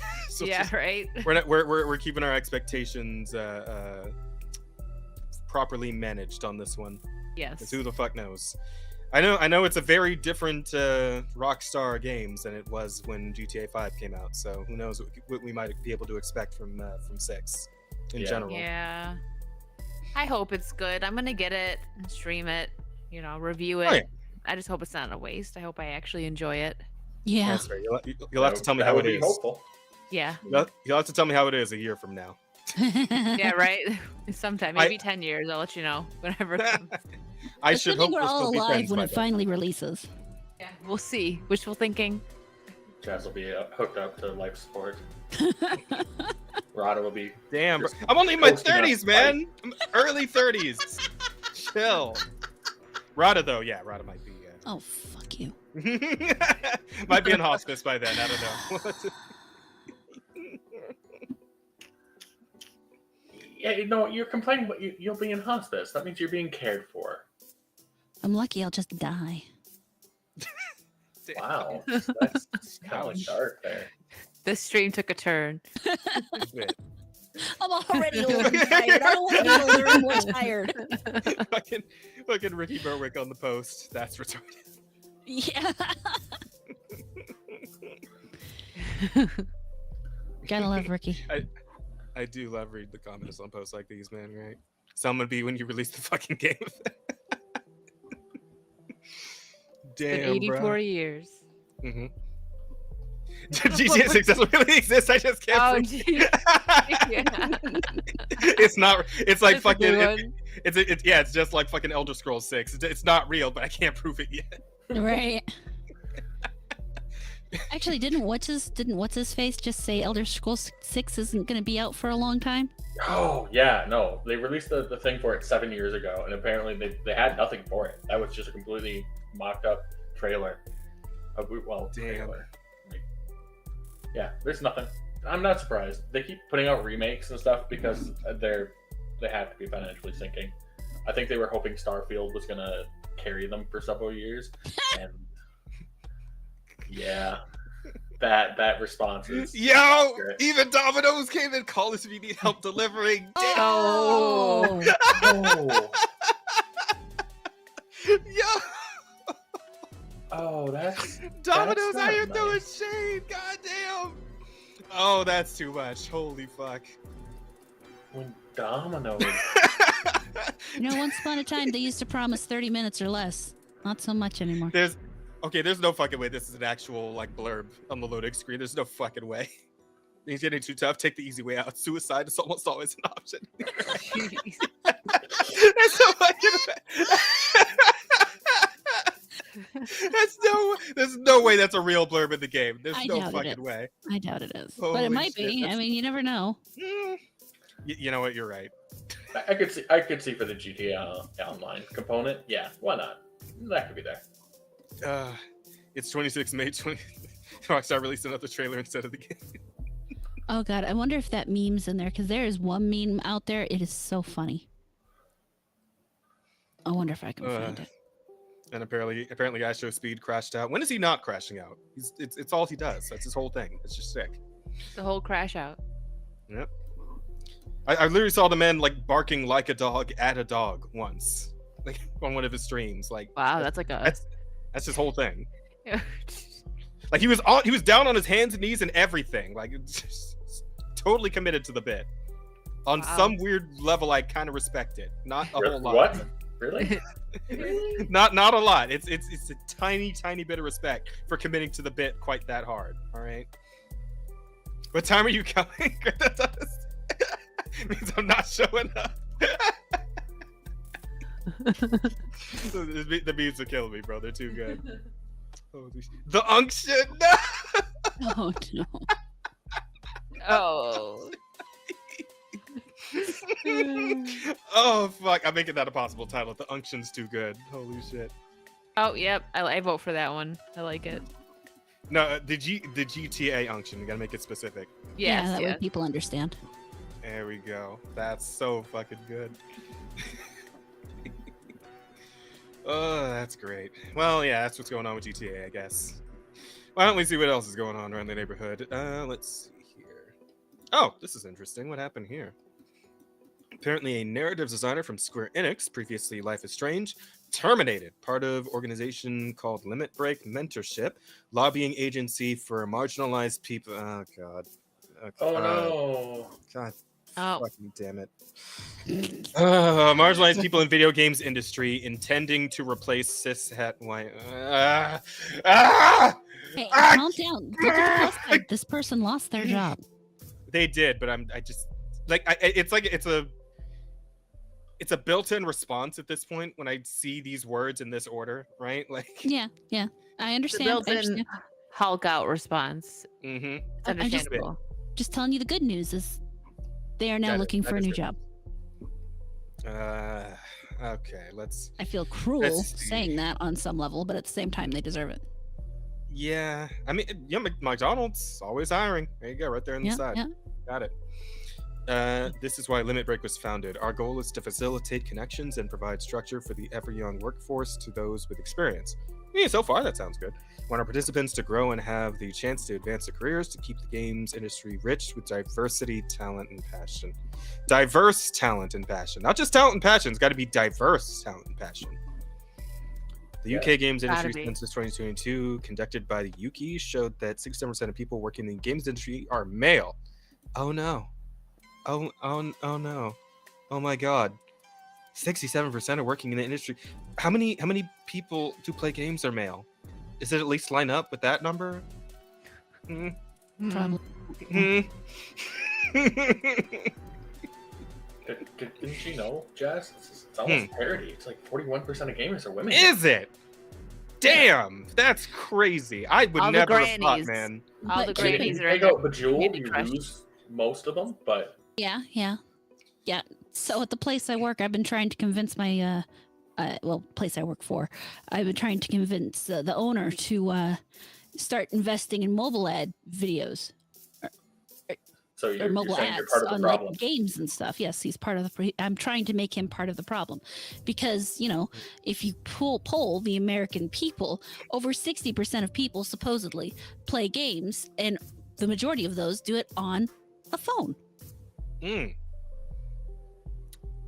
I'm not willing. I'm not ready or willing to accept mobile gaming into the fold. I'm really not. I'm not either, but I'm sure willing to help people make money off of it. Well, yeah, fair enough, I guess. It's what's keeping Hoyo up, right? It's just those mobile gamers. Hoyo loves those mobile gamers. Yeah, but he's so old he doesn't believe me. Depressing. Council, but... No, I believe you. I do. Oh, do you? I do. You don't have a believing look on your face. No, I'm always smiling like this. You know me. I'm a giggly bitch. That's just me. That's my whole He's thing. a bitch anyway. So let's go. Wow, rude and hurtful. Okay. I told you it wouldn't last long. I said nice stuff. I have to do the other thing now. Rada, no. Listen, Jazz is a certified giggler. Oh dear. I don't want to call it that. I don't. No, I don't. You sure? I'll be honest, Bear. It sounds a little gay. Oh. I wonder why that is. R for it, or shut the fuck up.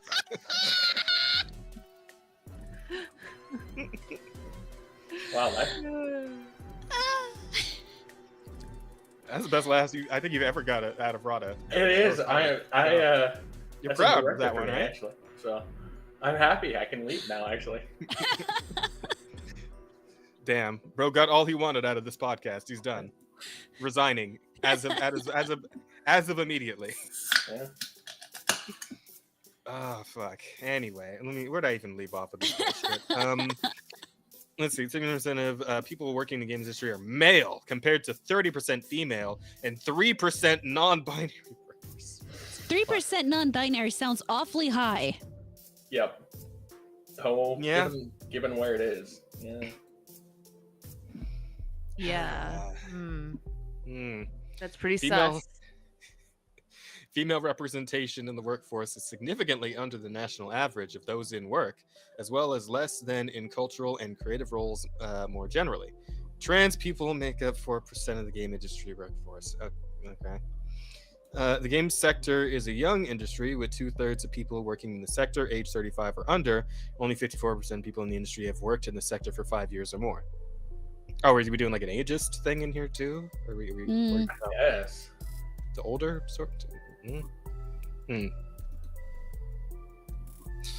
I mean, maybe it's just because like the people going into game production these days don't know how to do anything unless there's fucking like Unreal 5 is involved, right? Maybe that's it.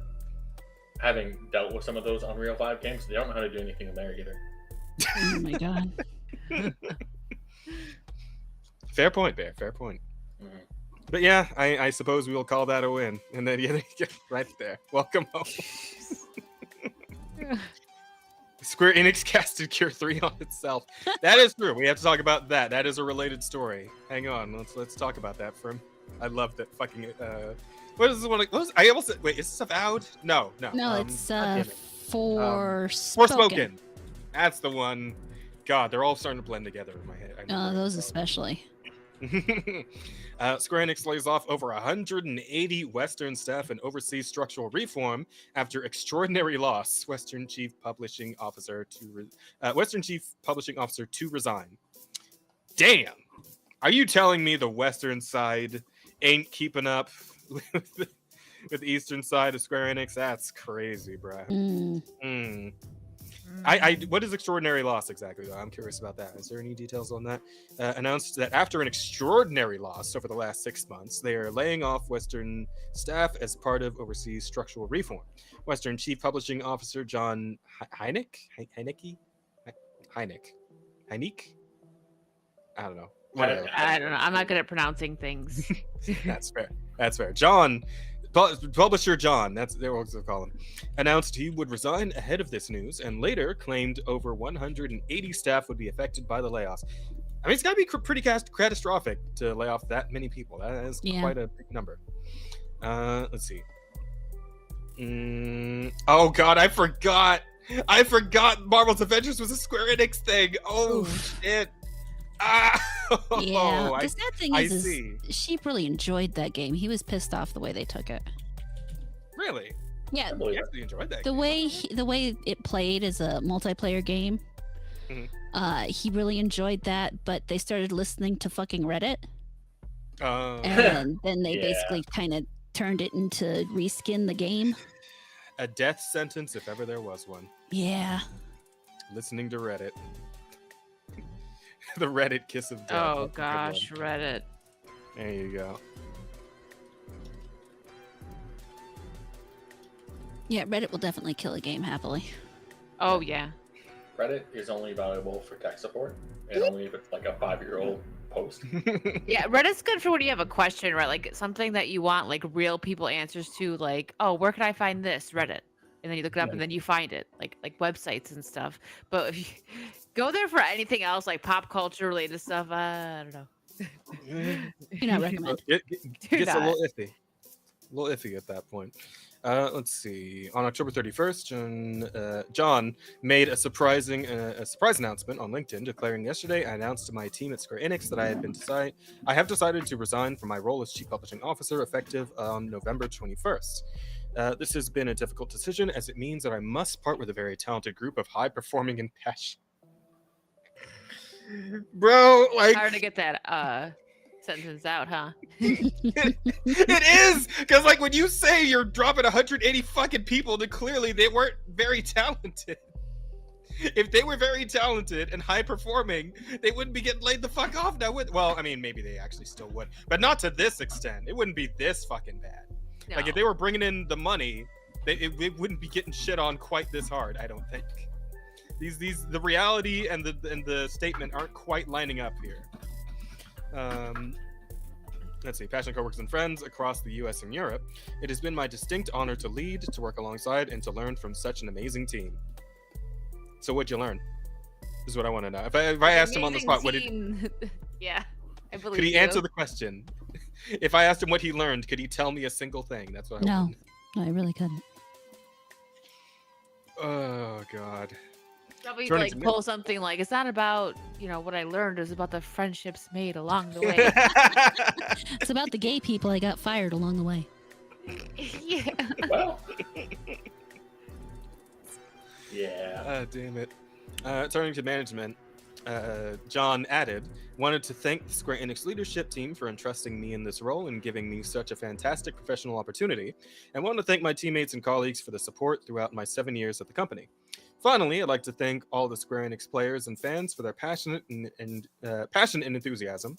Your energy keeps our teams fueled more than you know. John closed. Well, I mean, at least he was trying to be nice about it. Fair enough. Again, sometimes you just got to be cordial. Sometimes you can't tell the truth in some situations, It's just there's no way to tell the truth and not make it look awful. So sometimes you gotta lie a little bit. Gotta sugarcoat it. Mm-hmm. Exactly right. Especially when you're in management. Oh my God. Oh yeah. Fucking hell. The reason for John's resignation may be due to what Square Enix announced on November 6th, summarizing the notice, press release, financial results, and medium-term business plan. Square Enix announced they had suffered an extraordinary loss for the 6-month period ending in September 30th, 2025. Midway through their fiscal year, the company has revised their forecast, expecting 41.1 less profitable attributable to owners of parent. Ouch. 41%. That's a big number. Yeah, I won't pretend I quite know what it means, but I'm pretty sure it's bad. Sounds bad. It does sound bad. Over the last 6 months, compared to the same period last year, Square Enix has saw 15% less net sales and 14.5% less profitable attributable to owners of parent, though they had seen 28.8% more operating income and 57.4% more ordinary income. So is that a net gain then or a net loss? Sorry, say that again.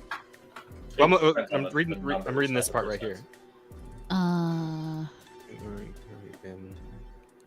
Over the same 6 months, or Over the last 6 months, compared to the same period last year, Square Enix has saw 15% less net sales and 14.5% less profit attributable to owners of parent.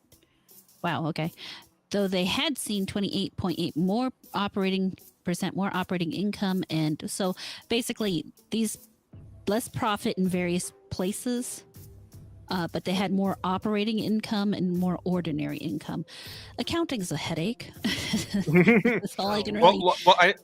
Net less net sales just means like so overall less then. It's an overall. Yeah, that would be less after they take out things like taxes and everything. So the amount of money that they actually received into the building and got to keep was less in regards to sales, and then less in the profitable attribute range on things that they owned specifically, though they did overall see more operating income from the various things they do come in, and then more ordinary income, which there's easier ways to say that. Yeah. Remember, chat, we are not accountants or no, and I'm not about to bother my mother. She is the accountant, so. That's fair. Let's see. Net sales and gaming subsegments, HD games, MMOs, and games for smart devices had declined, but in the case of the former two, this was due to overshadowed by major releases happening in the same period last year.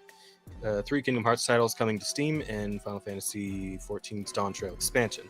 Nonetheless, some sub-segments had seen increased profitability, and while amusements and publication had both declines in net sales, merchandising was up in net sales and operating income. What? Yeah, see, I'm right here with fucking Sora. Like, what? Here, let's write a article so confusing we have to put a meme in it. Oh God, yeah. Let's see. I'm gonna kind of parse this for the rest of it. I'm going to digital shift, revenue, and shifting. Oh yeah. I think we actually read this bit, the thing about like them shifting to more like AI centered shit. Or was that a different company we read about last month? Every company's doing it. Well, yes, in general, I suppose, but I think it was a different company that we were looking at that had actually announced it officially, right? Yeah. I don't remember which one it was. I mean, there's a lot of them. It's basically becoming just part of development at this stage. Mm-hmm. Let's see. Points overseas markets, transmedia development, the ongoing digital shift, and the rapid evolution of artificial intelligence (AI). Then shifting from a product out approach to a market in approach. Basic policy to reorganize its overseas organization to enhance the efficiency and agility of its operations. In layman's terms, layoffs in Square Enix office outside of Japan. Okay, so they're essentially just kind of shrinking back inward, I guess. These plans Square Enix discussed what the Western layouts would involve include a organization of 11 divisions to 4. 11 to 4 divisions. Oh, so they're slashing it in more than half. Damn. Oof. That's a lot. Mm-hmm. Well, sometimes you have to prune before you can heal. Well, yeah, and again, I don't know if Square Enix is one of them, but I know a lot of game companies did a lot of overhiring during COVID, and then when their sales started to level out again after COVID ended, and everybody could go outside again, well, it kind of fucked over a lot of them, didn't it? So, strength development capabilities from a group-wide perspective and to optimize resource allocation for maximizing the value generated by IPs. A further review of the development pipeline was conducted. Got it. Management of IPs previously overseen by overseas development studios will be globally integrated. In addition, development support functions and personnel allocation, both in Japan and overseas, will be reviewed from the perspective of overall group optimization. They predicts they will save 3 billion yen or 9.555 million USD from this whole thing. Okay. Well, that's what it comes down to. Yeah, it's always about the money. Yep. Let's see. Use AI to improve productivity, such as the goal of 70% of debugging to be done by AI by the end of 2027. That sounds like it could probably go badly. Yeah, just a bit. Yeah, have you noticed like on commercials and stuff that like at the bottom now it says generated from AI? Like I'm trying to think of the most recent one I seen. It was like maybe it was like a car insurance commercial or something because it had like animals driving around the cars. I don't know if you guys know what I'm talking about. That's like the most recent one I've seen. Oh, you know what? I think I did actually see the one you're talking about. It was like a car commercial. Yeah. That was a fucking AI commercial. Oh my god. Yeah, so at the bottom I like happened to look up because like whenever ads start when you're like watching stuff on streaming, you kind of like go on your phone or something. But I glanced up and I was like, oh, so now they're just like openly doing AI for commercials and stuff too. And I think that they doing AI for the Coca-Cola commercials now too, like the bear and stuff. I think Yeah, unfortunately. Sure. that's unfortunate because I love the like classic one like from the 90s. That was so cute. Like how about you just reuse the one you already had? Well, the funny thing is those bears actually initially faced a lot of pushback because they were computer generated. Wow. And now look. Yeah, right? My people. Just use the old ones like Hershey's does with the little Hershey's like I love that one. The same thing. It's been the same commercial since I was a kid. Yeah. It's fine. It's perfect. It works. Same with is it Corona that does the tree light up one that they use every year? I think it's Corona. Yeah, with the whistling. The palm tree. Yeah, with the palm tree. Yeah. Just use the old stuff. Why you gotta AI everything? Yeah, just use what works. Stop making it special. Exactly. Well, and then what's up there? As I say, I just saw something too. Matthew McConaughey and Michael Caine now are giving their voices to AI. Oh yeah. Well, let here's them the here's the thing, right? That's just free money. If you're an actor whose like voice is marketable enough that like people will actually pay for the rights to AI it, it's fucking free money forever. Like, of course they're gonna do it. It is, right? but it's, think about it. McConaughey's probably got some years left, but like Kane's probably going to die in the next several, and then you're going to hear his voice saying all sorts of new things, and it's ghoulish, really. Yeah, I agree with that. See, that's what I like hate about the AI videos with people that are past, like the Michael Jackson and stuff. That's what bothers me more. Is like he's not here and so weird. And then there was that whole thing with I'm a huge Robin Williams fan. You don't have to be a fan for this, but with Zelda Williams telling people to stop sending her AI videos of her father. What That's the fuck? That's Oh, ridiculous. yeah. Yeah, sending it sending a picture AI of her father to her. That's just gross. It is. Yeah, that's super fucked up. And it had to have been really bad for her to make a public statement on it. You get 2 or 3 of those, and then you get 50 of them, and then you get 100. I know I've seen other posts from her about how she really doesn't want to hear how much you loved her father. Not because doesn't care that you loved her father, but because she misses her father. Yeah. It's not the same thing as, just not having. It's not the same thing as being a fan of somebody and they're gone. That's her father. Yeah, right. To us, that's Robin Williams. To her, that's Dad. Like that's totally different. Yeah. Like that's what his one co-star from Mrs. Doubtfire, was it one of the Lawrences? Was it? That's who was in that, right? The son. Oh, Matthew? No, Yeah. it wasn't Matthew. No. But it was one of them. Yeah, it was the middle one. There's Joey, Matthew, and then who's the middle one? I can't remember right now. Oh, Martin? Yeah. That's a very different Lawrence. Oh, different No, it Lawrences? was Matthew. It was Matthew? Okay. Yeah, it's Joey, Matthew, and Andrew, and that one was Matthew. Oh, yeah, Andrew's the young one. That's right. He had said out something that he would like to see like them use Robin Williams' voice or something. I forgot what the exact statement was, but he had said that he would like to see him come back in a sense with AI, and I was like, no, thank you. I don't want to see that. Yeah, that's fucked up, man. Awful. Yeah, but That when it does really come sucks, to, because Okay. I mean, we can kind of segue into one of our other things here with arc writers. Did I grab that one? Hang on, let me. I thought I dropped it in there. You probably did. Let me see if I grabbed it. Topics. This one. I think I did actually. Hang on. That's the one. Okay. Share this tab. Yeah, Eurogamer gives Arc Raiders a 2 out of 5 over AI voices, dropping Metacritic score from 94 to 84. Yeah. So, I mean, there's a lot of stuff to be discussed with that, since what happened is they hired voice actors. The voice actors agreed to have their voices trained on an AI so that they can then create lines for the game. And I know a lot of people are for and against for different reasons, but I was thinking about it, and we don't know how these contracts were written. If the contract was written in a way that, yes, they're generating new lines off of this AI trained off of this guy's voice, but if every time they use lines from that AI, that guy gets paid, that could be a really nice deal. Oh yeah. If he's getting paid for it, I mean, and it's different for like a video game, because then the possibilities are endless if they want to add stuff or change things without having to have the person come back in to record the lines. Essentially like having royalties, but for your voice, I guess. Well, and not to kind of get too far, to get very far off the field, I'm not going to lie.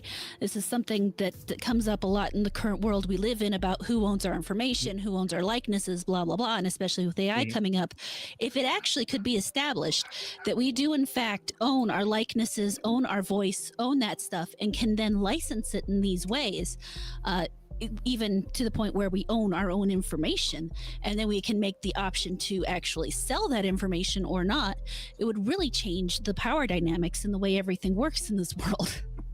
Yeah, that's a very good point. I didn't even think of it like that. That's a great point. Horrific to think about, but a very good point. Yeah. It something that came up a while ago when someone was talking about the whole Web3 situation, with the blockchain and stuff. Someone was talking about creating a new internet environment in which you would have kind of your own little bubble. All of your information would be within that bubble, and then you would get to choose who got access to what information, and they would actually have to pay you for that information. as opposed to your information being farmed as it is now by whatever's on your phone or whatever website you're using, and then they sell it willy-nilly. Oh, okay, I get it. Oh no, that does sound good. Okay, but that works. I mean, if we could guide ourselves more into that kind of world, it would be amazing. Unfortunately, most people aren't really smart enough for that. So, yeah. Plus, I do wonder, like, I imagine like hackers would still be an issue with that sort of thing. Always, so. But the hackers, I mean, it's like my husband was talking about. It's an issue now. So. People like that are always going to be an issue. They're always going to be after something that isn't theirs. And all we can do is continue to try to fight against them as opposed to giving up because, dumb people exist or greedy people exist or assholes exist. Yeah. Well, yeah. At the end of the day, we're always going to have problems in that regard. Yep. Shit is wild to think about, though, and yeah, it's the ongoing, never-ending, crushing march of technology, I suppose. Speaking of, you guys see the trailer for the new Toy Story movie? No, actually. Yes. Yeah. I didn't watch it, but I saw it. If that makes sense. Okay. Oh, okay. Well, here let's have a quick look here because the new concept they're going with for this one, like I'm kind of of the mind. It's like I feel like we could probably put the series to bed at this point. We probably already gone a couple of movies like farther than we needed to with Toy Story. But 4 was the last one I watched, or 3? Wait, this is 5 is coming out now. Yeah, so 4 would have been the last one. Then 3 was the last one I watched. I didn't watch 4. I didn't watch 4 either. I didn't watch. Yeah, neither did I. But yeah, they're going for a new concept here. And I'll be honest. I mean, this could kind of work for this series. It's a very topical thing, honestly. And they're coming a little late to this particular topic, I would say. But if they got something new and interesting to say about it, it could work. But here, let's let you watch it for a second here.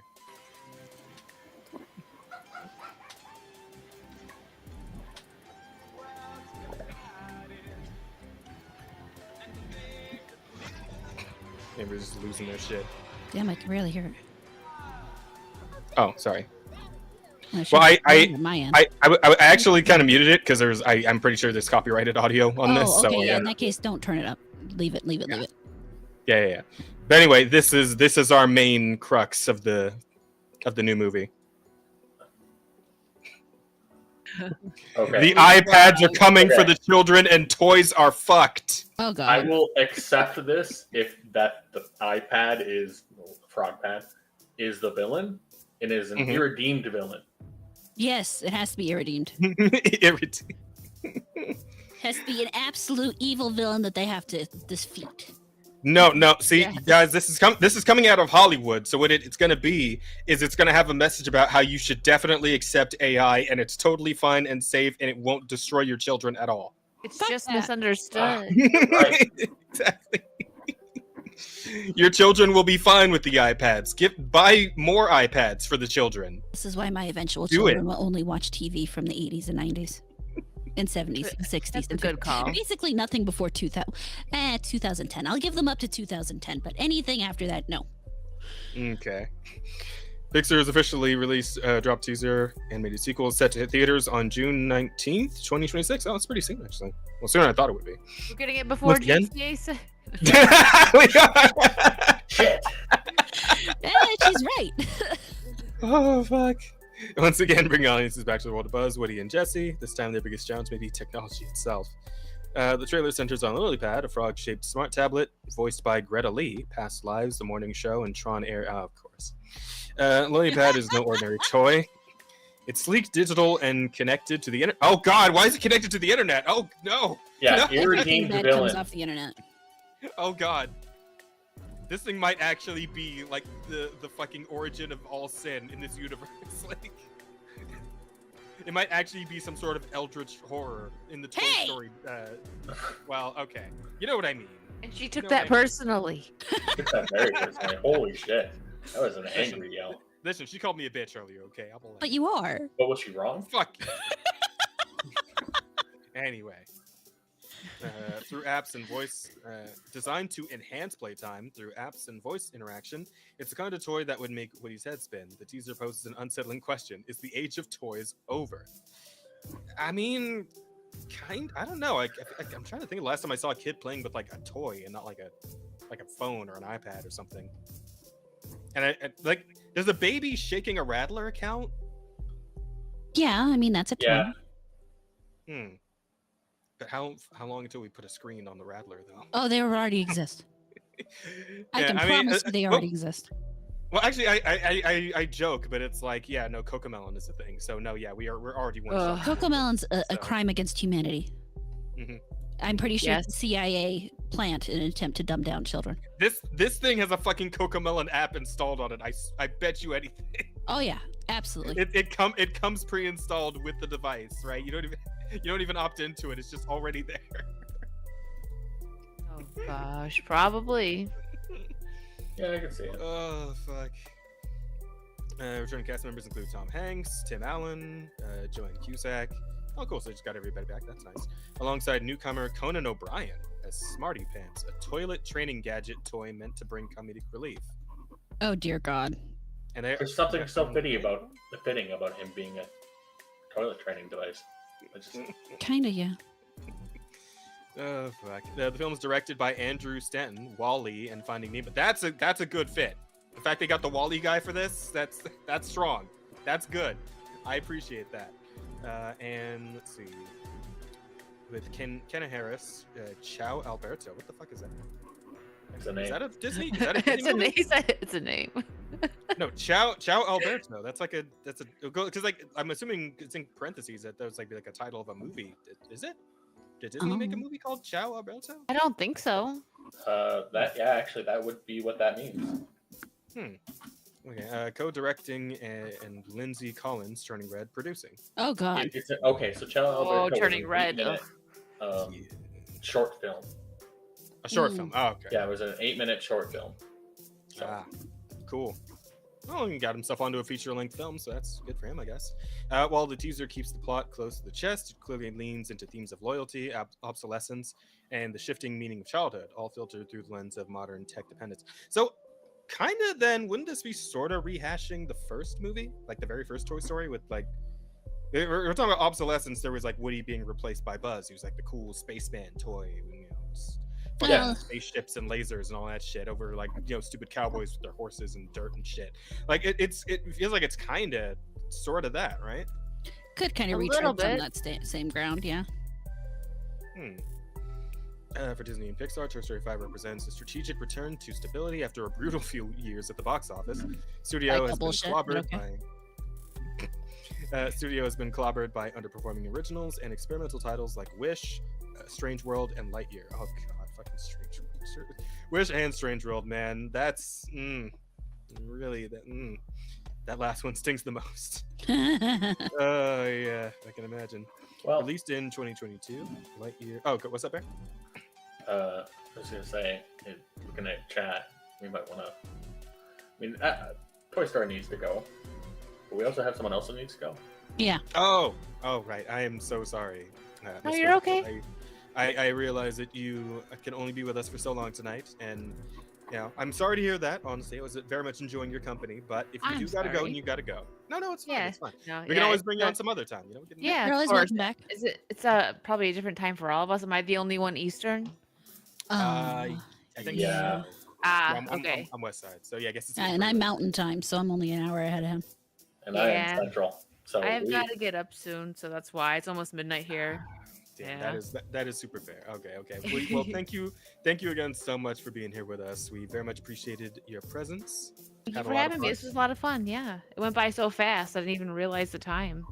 It did, didn't it? Time Um, flies when you're having Time. fun. Yep. Yeah. Indeed, Yeah. indeed. Yeah, but like I said, we got to hang out some other time too. We'll figure it out. We gotta make like a big hangout with like all the guests again. We did that for our anniversary. Oh, like, that sounds this year. fun. That was Yeah, interesting. maybe yeah. we can get something like that going again. Maybe not everybody, because that would be like 30 people at this point. But we'll figure something out. Cut it in Um, half or something. Do two part one, shows. part two. Yeah. Holiday Hmm. special. There you go. There's an idea. That could work. There you go. Yeah. But Okay, before you go, guys. before you go, would you maybe want to tell anybody about anything you got coming up? Show yourself, streams, or you get like I know you have your own show, your own podcast. Maybe you want to tell people about that or anything before you head out. Yeah, I do gaming like throughout the week, and then I have a show with Vara Dark. We rotate between our channels on hers and mine on Wednesdays. Thursday afternoon, I have my own solo podcast, Wicked's World. And then Saturday is Saucy Saturdays with Extra Girl and Disbrew. And yeah, that's what I got going on. Awesome. All pop awesome, yeah. pop culture, gaming related stuff. Sounds good. I'm definitely going to be checking it out at some point too. And of course, we have the links to all that stuff in the description. Yes, Rada? All the links, yep. All Instagram, X, both YouTube channels. Oh, thank you. Yes, I do. Everything's in there. Perfect. Oh, and we didn't have any appreciate that. questions for. I was Oh, just let me thinking check the that. questions. Nope. Oops. Oh, we only have one, but it is of course for Wicked, and it is NDA, Of course. Oh. which is supposed to be in a Nigerian accent, but we're having me read this, so this is as close as I can get. WickedVirtue, why are you girl on internet? Why am I girl on internet? Well, because I was born that way and I like to talk a lot, so I decided to come on internet and do it. Yeah, totally fair. Anyway, I mean, Is that a good enough answer? That makes sense to me. I'd say we're all glad you did because we had a great time tonight. Yeah, it was yeah. fun. Again, thanks for being here. Yeah, anytime, guys. Just let me know when you want me to come back on, and I hope the rest of your show goes wonderful. And I'll see you guys next time. Absolutely. Thank right. you. Have a good Great night. night. Good night. Bye. Just gonna All right. hide her stuff here. Oy, okay, so what else? What else do we have to talk about before we head on out of here? There's a few more stories, I believe. Give another one of these.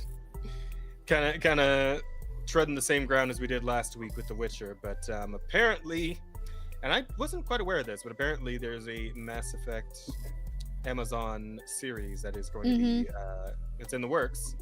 And they just went ahead and let us know that it's not going to retread the original trilogy. Instead, they're going to tell a brand new story within the universe's timeline.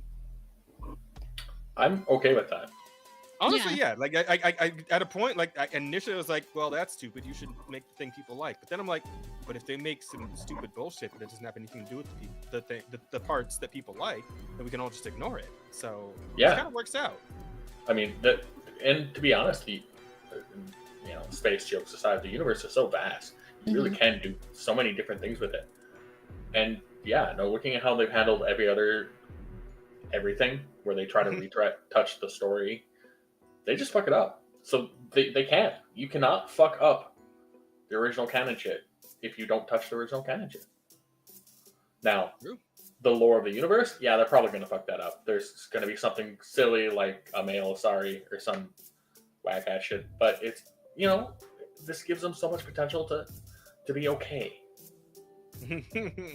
Hopefully it's not like Rings of Power. I suppose we shall see. Yeah, I'm looking at it. Kids will think that it is Halo for 10 years. What? I don't know how that's going to happen. Rather than opening themselves up to the Pandora's box of continuity issues and fan expectations, well, like I said, there might still be some continuity issues. We'll have to wait and see. And fan expectations are probably still going to be some of those as well.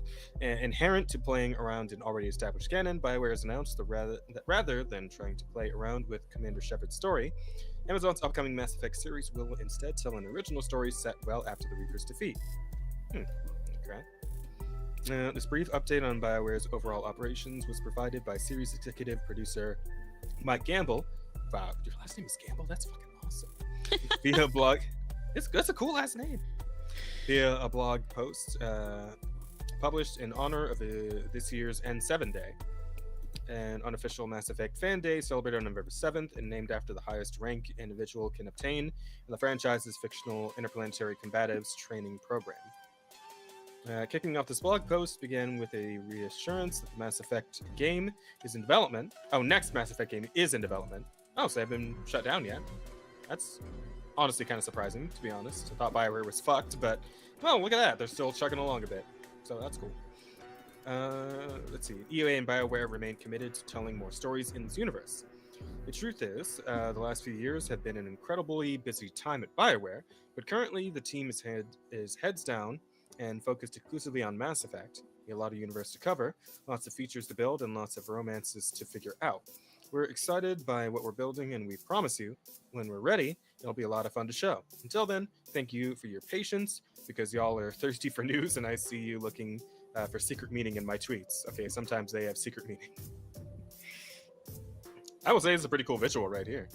This looks kind of sick. That does look neat. Yeah, I like the helmet design mostly. I think looks like some Daft Punk kind of shit right here. It's cool. And a trench coat's always fucking cool. Like, come on. Mm-hmm. Let's see. From there, Gamble turned to the game's Amazon adaptation, asserting, haven't talked about it much, but you might have heard a little something about a TV series. We've been partnering closely with Amazon on it. We're really excited with what the talented team over there is coming up with. The writer's room is going strong, and we've got a lot figured out about how it fits within the Mass Effect canon, and where it sits in respect to the new game. He explained the show will explore a brand new story within the universe's timeline, will be set after the original trilogy. Won't be a retread of Commander Shepard's story, because after all, that's your story, isn't it? I guess. Yeah, that makes sense. Fair enough. First announced as officially in development as part of last year's N7-Day festivities, Amazon Mass Effect will be written and executive producer by F9, the Fast and Furious franchise. Scribe Daniel Casey, who will also executive produce the series alongside Gamble, former Marvel Television SVP Karen Zreik, who oversaw the MCU's Netflix Defender line, and Borderlands producer Ari Arad, not to be confused with his more noted superhero producer brother Abby. So when they say Borderlands producer, are they talking about on the games or on the movie? Because if we're talking about the movie, I don't know if either one is a good thing at this stage. Well, I mean, if you're talking about the first two games, those are fine. Second, I mean, and 4 was like okay. It's okay. We're never talking about those anymore. That's not the ones being talked about. Yeah, fair enough. Also, what is the MCU's Netflix Defender? Oh wait, did I mean the Defenders, like like Luke Cage and Jessica Jones and like those shows? That's what I would assume. Because those are okay. Those are all right. In receiving its only update in the timeline since its initial announcement, this past June saw the confirmation of Star Trek Beyond writer Doug Jung as the Mass Effect series showrunner. Okay. Star Trek Beyond. Was that one of the good Star Treks or one of the shitty new Star Treks? Shitty new. Yeah. Oh, okay, so we're just doing shitty new for all of our involved people, are we? Yeah. Great. Love that. Well, hold on. No. Beyond was one of the movies. Oh, was it? Still shitty new. Oh, well, there you go. Okay, but in regards to everything else that's been Star Trek in the last 15 to 20 years, it's one of the better ones. I mean, if we're going to look at it on a scale, yes, it is better than the TV shows that came out, but it is not as good as the old ones. No, this is true. I can't argue with that. To this end, as a result of being so early in development, the Mass Effect series does not yet have a confirmed release date. Meanwhile, as part of the larger N7-Day 2025, Mass Effect fans looking for their next fix can pick up free crossover items for Skate and Apex Legends. Okay. Well, I mean, all things considered, with all the people involved and this particular bit of news on top of it, expectations are decidedly low, but it is nice to know that it's not going to be fucking with, the things that people already like. So, net positive, I suppose, for this one? Yeah? Yeah, I'm going to go with it could be worse. All right. I thought this one was kind of funny. So I didn't even know this was happening, but apparently fucking Konami and Cygames were beefing over fucking Uma Musume. Yeah. So Konami and okay. No, I was hoping you knew more about this because I saw it and I was like, oh, why? Well, there's an article we can look at here, and I'm going to click on that in just a second. But firstly and foremostly, just the overhead, is Konami and Cygames have reached a settlement in their patent lawsuit over Uma Musume Pretty Derby. The company had originally sought over $26 million in damages and the shutdown of the game.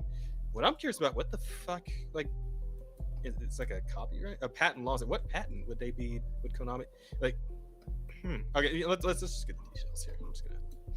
Let's see.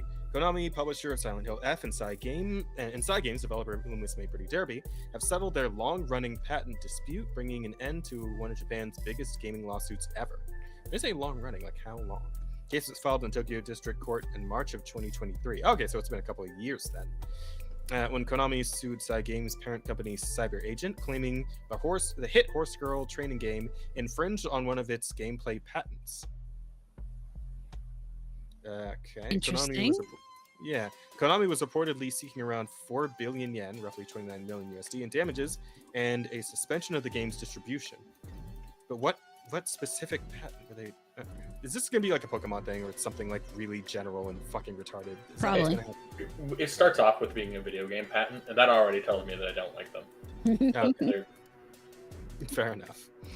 However, Cygames denied the allegations, insisting that Uma Musume did not violate any patents, that it intended to defend its position in court. According to Automaton, both companies have now confirmed this matter has been resolved through a settlement, with Konami withdrawing its claim and Cygames continuing to operate the game as normal. All right. What exactly was the dispute? Latest financial filings stated that a resolution had been reached and that an impact on its business performance would be minor. Automaton speculates the dispute is likely centered on an in-game system that enables players to select characters and support units, triggering specific in-game events, mechanics similar to the training systems used in Uma Musume.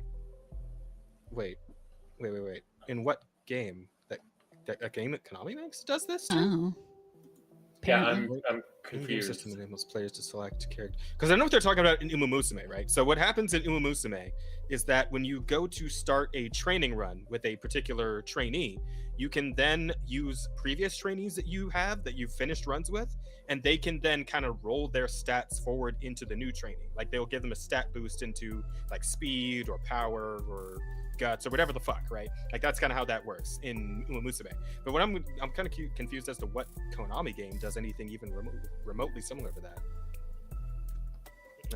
Mechanics similar to the training system. Well, the financial terms of the settlement remain undisclosed. Uma Musume Pretty Derby will continue to run without new changes. The game remains one of Japan's top-grossing titles, consistently dominating the App Store charts and generating billions of yen in annual revenue. Yeah, people still love it, especially now with the fucking half anniversary going on. A lot of shit with that game. It's also built a devoted following overseas, where players have embraced the series. Oh, this we already know. We've been over this plenty of times. Yeah. So I guess it was kind of happening under the radar, really, because again, this is my first year into this. Was just this past week that there was even beef between them in the first place, but I guess they squashed it, and now we're good. So Yay! They figured things out without doing lawsuits. Yay! Yeah, and I guess Cygames, Konami decided to drop their, fucking patent bullshit. So that's nice. That's cool. Mm-hmm. If only everyone could drop their stupid patent bullshit, that would be great. Yeah. It'd be really nice if games could just be innovative on like previous mechanics from other games. That would be cool in general, I think. But hey, maybe that's just me. That's a lot of hope. That is a lot of hope, I know. Also, let me clear out some of these tabs that we've already been over. It's too busy for him. He can't concentrate. Oh, this is a fucking weird story that where did I see this? Somebody, when did you guys post this, or did I find this elsewhere? I think I just, I think I found this on again, fucking Pirate Nation, our main fucking plug for stories to talk about. It seems, honestly, but apparently, a Norwegian man was arrested for playing Dore Tono Seikatsu. Yeah, I saw this. I just saw that today. I'm not super sure what the fuck, but it seems like it's some kind of weird lolly game, but let's see what's going on here. In 2015, the developer Freakily Charming released what is now considered a classic in the world of adult visual novels, Dore Tono Seikatsu. The story is about you becoming a guardian of a young enslaved girl who's been abused by her previous owner. Oh, okay. In the game, you take care of the girl, giving her food, clothing, and gradually communicating with her, as she is deeply traumatized by her past. Over time, she grows attached to you, and you to her. Okay, I mean, this doesn't really sound awful so far, but because it's an adult... Okay. A news story recently surfaced in Norway reporting that a 24-year-old man was arrested for playing Dore Tono Seikatsu Police investigator Frederick Martin told the court that the game contains animations depicting sexual abuse of minors under the age of 18. Okay, well, that is pretty fucked up. I will go ahead and say that right now for the record. As in many similar cases where authorities encountered such material, the game was discovered after the U.S. organization NCMEC, National Center for Missing and Exploited Children, sent reports of possible online crimes. The 24-year-old suspect from Stor Rogaland was charged with possessing the game as well as other illegal files. According to the prosecution, the game displays explicit scenes of abuse. Investigator Eric Honahagen described the game in court as a vulgar Tamagotchi. Wow, that's a hell of a way to describe it. In which the player must take care of a girl, but the content later develops into sexualized situations. That makes sense. He stated that although the game is only animated, it portrays a child in sexual context and is therefore considered abuse material under Norwegian law. The report also notes that possessing or downloading such material can lead to imprisonment, even if it consists only of animations or drawings, as Norwegian law equates explicit fictional depictions with real child pornography. Okay, that I can't say I really agree with, because that sounds like it could get into a real slippery slope. Obviously, this dude was fucking weird for having this game. And it's a very contentious topic, and I don't think there's winning. I don't. Yeah, I don't agree with imprisoning people for being fucking weird, even if they're this fucking weird, right? If they haven't actually harmed a real child, and I especially don't agree if we're equating fictional depictions with real child porn. Like that's getting into some territory I don't think we want to really get into, where we start like accusing and committing people of fictional crimes.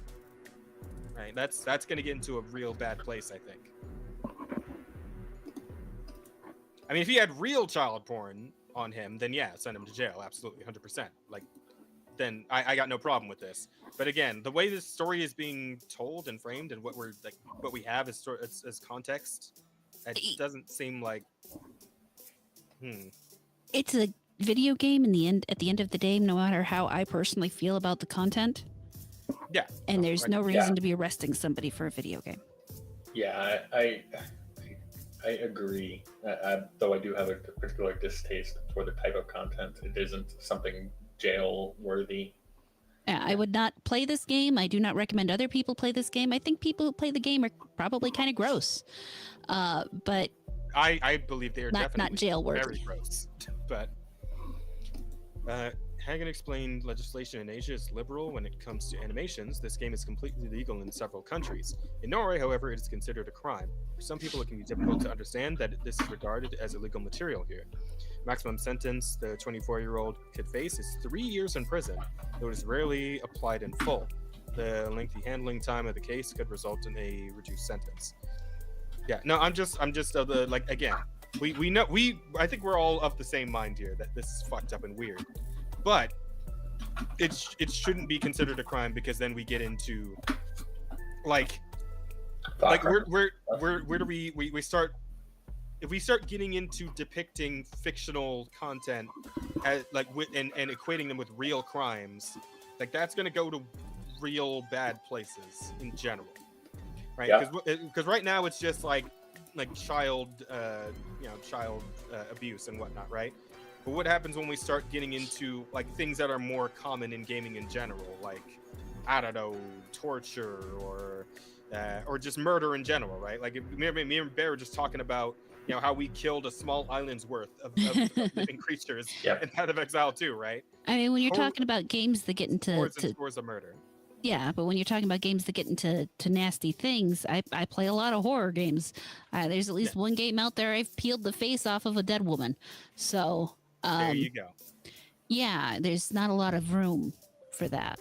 To be upset about it. I guess there is room. In the end, it's about people who understand when they're interacting with fiction and people who don't understand when they're interacting with fiction. I may not agree with the type of fiction somebody else interacts with, but that doesn't change the fact that they're interacting with fiction. Yeah. I'm not going to look at or try to presume the sort of thoughts people have when engaging with anything, with engaging with this video. Yeah. I think down that path leads a darkness that we really don't need. So, yeah, again, similar to Reddit, while I don't particularly care for this type or certain types, I'm not gonna stop people from doing it either. Until they actually harm a human person, a real living, breathing being, there is no crime. Not opposed to putting them on lists, maybe. It's a little more. I'm not big on Yeah, I lists. know when it's you shouldn't, but it's like sometimes profiling is good. And then other times it's way off, Yeah, I know. It's a rough situation, and that's what I said earlier. I don't think there's any really winning, no matter which position you take, because it's And it's like, listen, if we absolutely must go after the online weirdos engaging in really, really weird fictional content, can we get the diaper first, man? I had to fucking sit through a video about that because of fucking I went to hang out on Akko's stream and I had to sit through that shit. No, those people need to go. Like the diaper first needs to fucking go, man. You made that mess and then you got to lay in it. Like the diaper first. God. I hate it. Also, even her dogs are against it. The dogs hate it too. Yeah, the dogs also disagree. Agree no diaper first. Lovely. I imagine they would be particularly opposed, all things considered. Considering the number of those people who are zoophiles at the same time. Yeah. Mm-hmm. That's another group that we could just get rid of, the zoophiles, Oh yeah. If there was complete authoritarian power, you could just do things. There'd be so many groups. So it's like, yeah, no, we don't really need them. It's fine. Get rid of them. Zoophiles being a big one of them. Gotcha. But let me see here. So I think that's pretty much everything, really. I don't have much else to say about this. Like, I right there. It's pretty simple.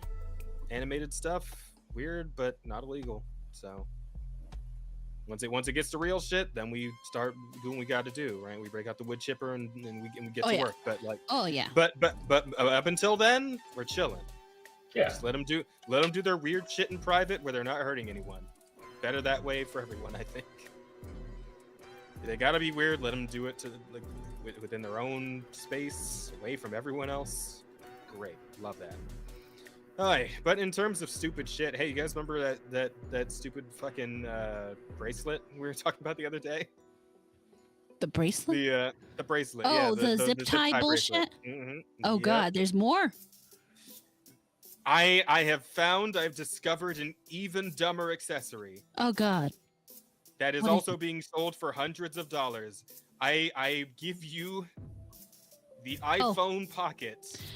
If anybody wants one of these, I'm telling you right now, if anybody wants one of these, contact me. I will crochet you one for $30. There you go. Apple unveils the $229 iPhone Pocket. Described I very well might just crochet some and sell some. I need to get out my shed and grab my yarn. The short strap version costs a whopping $149.95, while the long strap variant goes for $229. I will sell you the short strap version for $20. The long strap costs you $30. I will even let you pick the color. Look, if they're already dumb enough to be buying iPhones, they're not smart enough to buy your cheap $30 ones. No matter how not cheap. It's handmade with love in the U.S. I don't mean cheap in the negative sense. I mean cheaper. Yeah, cheap in like literally, it costs much less money. Technically, I'm still overcharging between the time and the what's the word? Materials, but still. $30. I mean, yeah, get your fucking bag, Rada. Like, no, that's not how that works. It's handcrafted. It's whatever price they're willing to buy it for. This is true. That's Apple's motto, at least. But yes, apparently it's like it's a little arm bag you can wear. Yeah, I guess. Yeah, it's just a little purse. It's like I don't know. I used to I've made water bottle holders that are much the same thing. think I've seen those. that I can crochet one of those in like an hour, and so it's so It's the long retardedly version, simple. I guess. See, It's the that would be gayest so shit easy to ever. do. Oh my God. I need to take someone's iPhone Mhm. and measure it, and I could make that. Oh. I'd send you mine, but I've only got the one. I think my mother has an iPhone. Oh, there you go. Yeah, no, you should absolutely just run in and undercut Apple like super hard on this one. There's a whole market just opened up for you, Rada. You know what, you make Yokai? bank off I of will not only will I crochet it, but I will then embroider an apple on the front of it. It will be crocheted and hand Okay. embroidered with an apple. There you go. I don't think you want to go to war with Apple over this. Like, you got to make it like an apple that doesn't look like the actual apple. Oh, no, it'd just be a regular apple. You know, a red Yeah, there you apple go. with a little leaf on it. Yeah. Without the Maybe bite like, on it. like a worm sticking out of it or something. Like, make it as like different as possible. So like it's clearly mocking them, but they can't get you for it. You know. Yeah. Instead of the little bite out of it, it'd just be like a smiley face. Yeah. I don't know. Or something of that sort. We'll workshop it. If you were confused about Apple releasing a crossbody iPhone strap, you're going to find its new iPhone Pocket even more perplexing. The Pocket is actually a knitted bag, though it might be more apt to describe it as a sock designed to snugly encase your phone, instead of you just sticking it in your purse or pocket. That's the other thing about this. Like, it's knitted, so like I feel like this thing's gonna end up like tearing pretty easily, and like especially in like if you get like some schmutz or something on it, like It it's depends really on hard what to they're get it making it out of specifically. It's not gonna be quality.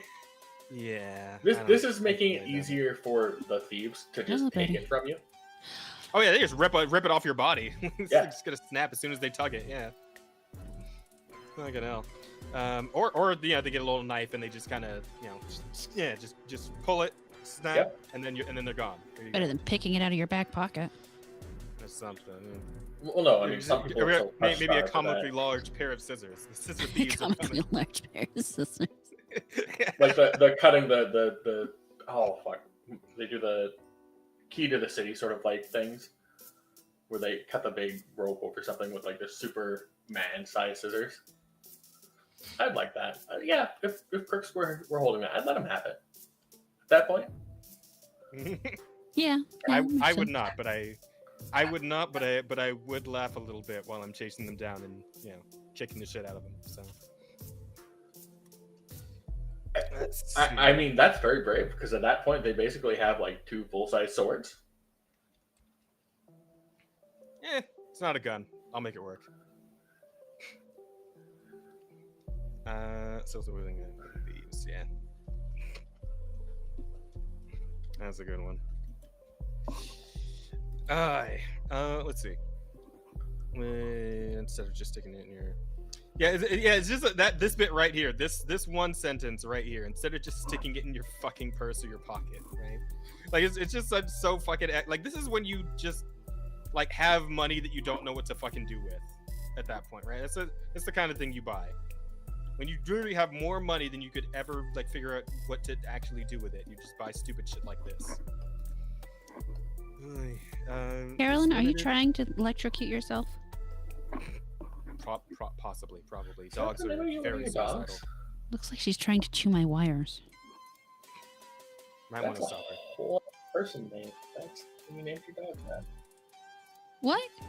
Dogs don't have like human names. All my dogs have human names. That's always so strange to me. I have Sophie, Rudy, Grace, Sydney, Carolyn, and Betty. I like it. Cute. It's Sophia Loren, Rudolph Valentino, Grace Kelly, Sydney Gauthier, Carolyn Jones, and Betty White. Okay, no, that's fair. When they are being named after people, that is acceptable. Okay. Back to this for a second though. This limited edition collaboration with Japanese designer Issei Miyake can be yours for an eye-watering 20. I still can't get over that fucking price, man. That's ridiculous. As for the crossbody version, available in blue, brown, or black. A shorter version is available in additional color options, including vivid orange, yellow, purple, pink, and turquoise. Literally, I'll make it in any color you want. I will even get rainbow colored yarn. There you go. Yeah, Rada's not afraid of that. Which can be hooked over your arm or tied to a bag. Just put it in the fucking bag at that point then. Like, why would you tie it to the bag and just put it in the fucking bag? I have not. Send me the number one. Their phone won't even fit in the purse. It's just why? What is the point? Don't ask me. Isn't it just a handbag at that point then? It's a tiny little. It's called a clutch generally. It's just this tiny. Well, sometimes it's not a clutch. Sometimes it has an over-the-shoulder strap to go with it, but it's not even the size of a fucking cell phone. And they think they're being cute about it. Meanwhile, they're asking their boyfriend or somebody else to carry all their shit because they still need like 100 little items. Yeah, because that sounds like the kind of thing you would take with you to like a formal affair when you're like wearing a dress or something, and like you can't really like. Yeah, you don't want to bring a whole ass purse with you, so you just bring like the little handbag and you just kind of carry that around with you all night. Some women do that formal everywhere. Affair, you know? Oh, that's actually, I had a purse that was basically a wallet with a pocket for my cell phone on it. It was cool, so cool. You ever think of just wearing pants? I do wear pants. Their pants don't have pockets, Jess. They don't. That's true. Women's pants for some reason. Yeah. That's true. It's ridiculous. For men's pants then. But they. I mean. You're already one of the brews. One of the brews. One of the dudes. One of the bros. Yeah, the problem with men's pants is they don't account for hips. Oh. And then you end up with the pants. They don't fit around your waist. They just kind of. They fall right off because they don't come in the middle at all. Oh. And then you're just uncomfortable. Not to mention, a lot of times they're cut differently in the crotch because men are designed differently down there. That's true. So, I mean, while it sounds like an easy enough thing to just throw on a man's pair of pants, there's reasons why it doesn't work. That's fair. I understand. Let's see. Apple says the 3D knitted design was inspired by a piece of cloth. Yes, really. You mean like knitting?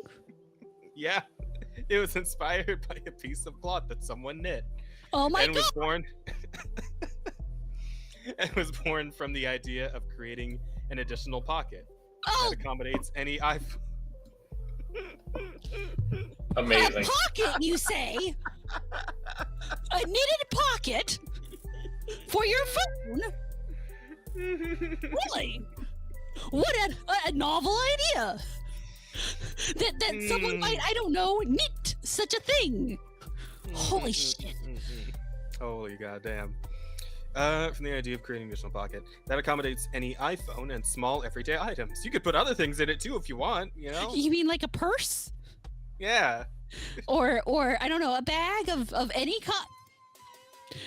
This is called inspiration, folks. Listen, you could buy like 3 of the straps and keep 2 of them in the other one. Just in case you need more for some reason. I'm just thinking of the fucking episode of SpongeBob where they're selling the chocolate, and they got the guy who's like, "Hey, you guys need bags to carry all that chocolate, right? Wow, you guys have a lot of chocolate bags. You guys need bags to carry those chocolate bags, right?" Oh my God. Oh my God. I can't with these people. I can't. Oh my God. Oh God. Okay.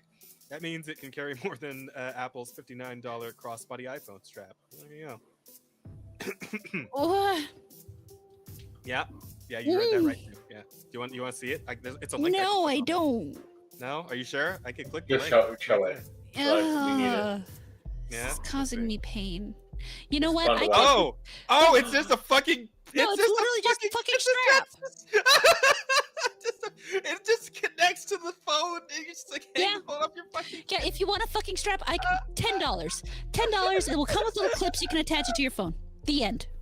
It goes over your shoulder and everything. Like it's so unbelievably extra. Holy shit. Oh my God. If you are dumb enough to buy this, we can't be friends. Okay, you could buy her $10 thing, or I have some string. $5. Yeah, right. Let's fucking try a piece of string around your fucking phone if this is what you want to do, right? Oh my God.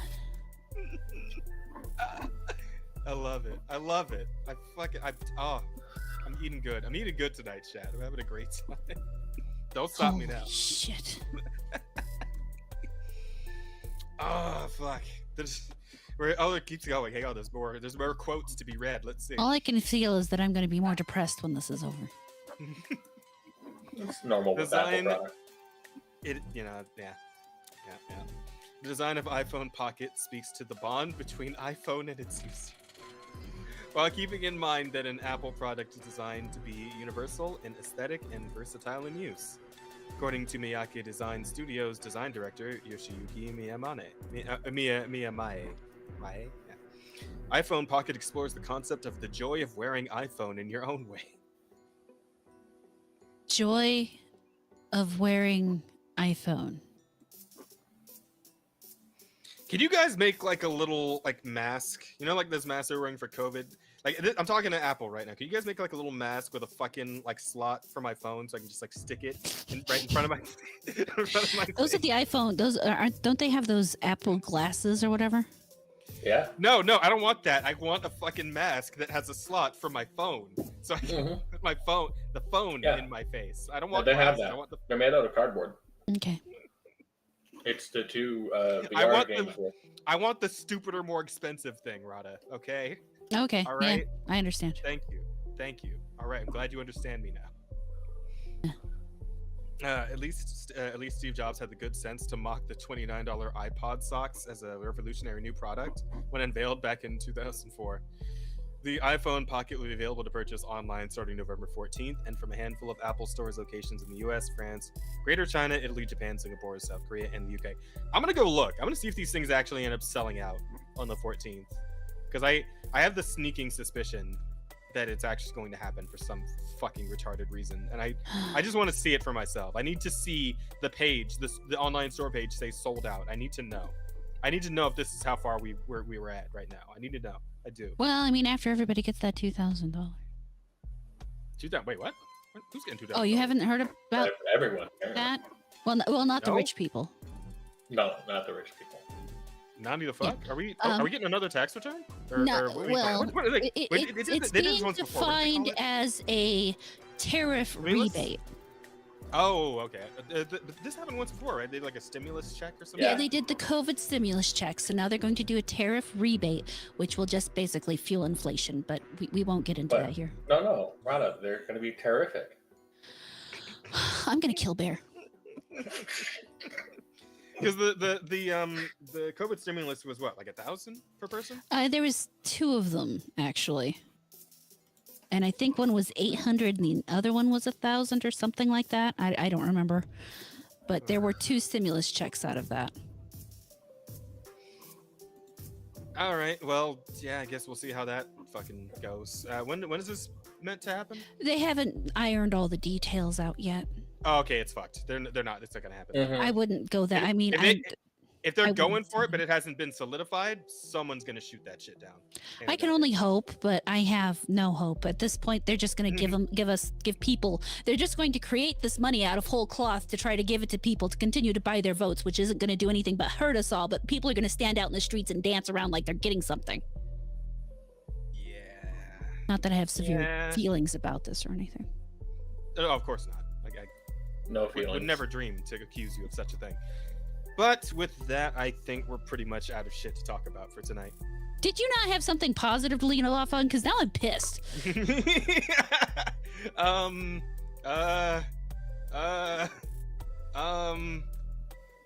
Oh, wait. Perhaps with No, the that was topics last week. here. I was about to say about the Pokemon Power World thing, but no, that was last week.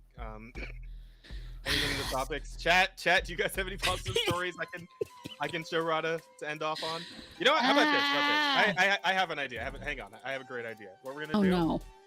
is I'm we're scared. gonna watch a Fleekazoid video. Do you know about Fleekazoid, Rada? I've heard the name before. Okay. I think this'll be it. This'll get you. Oh wait. Because his videos are very funny, and he recently released one for the new Vampire Masquerade, whatever. Okay. Yeah. So why don't we watch that? That'll be fun. I think you'll enjoy that. We Is it have short? we have a story from the not the Offensive Charm podcast Discord, but the Close Collective. There is a story. about, What's up?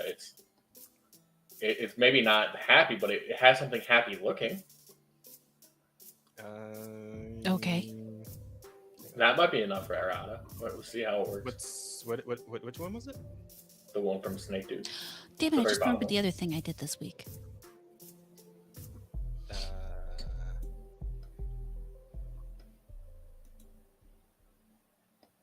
Wait, posted in our. I'm sorry, one OCP more time. one. One more time, Rada. What'd you say? I remembered another thing I did this week. Oh, what happened? What'd you do? I played a demo. Oh. See if you can look it up. It's called Okay. Junji Ito's Maniac in Infinite Jail. Oh God, I don't know if I'm ready for this, but okay. Oh, this would be not the type of game for you, but I think it looks great. It actually released today, I believe. I don't think this is it. This is like some kind of like an anime thing. I guess I've typed in game. Maybe? It should be Junji Ito Maniac and Infinite and Jail spelled Gao. Oh, here we go. I see it. I actually did a video on it and released it on Monday. Oh, okay. I did a video. Like You should be proud of me. I'm trying to see if this just you did. I am proud of you. I'm trying to see if it's just like a trailer or something. No, not like.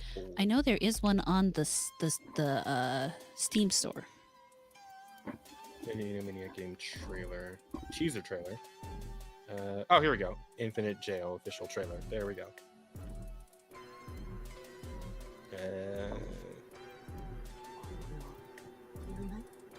Yeah, it was. I mean, for the demo was really short. It was only took me about 25 minutes to play through it. But for what it was very atmospheric and creepy. Yeah. The mannequin shit is always like, I hate that. Yeah, and then you don't have. This isn't the type of game where you run around and shoot things or anything. You're just. She has a gun though. Yeah, she does. You don't. Man, give me her gun. She's not gonna use it. Damn. Are you sure? Maybe she saves your life with it. Nah, that's fair. Whoa, Jesus. That bitch was naked. Yeah, a lot of jump scares out there. Is that a balloon? No, that was the guy's head. Yeah, it's Junji Ito stuff. Okay, that makes perfect sense. Yeah.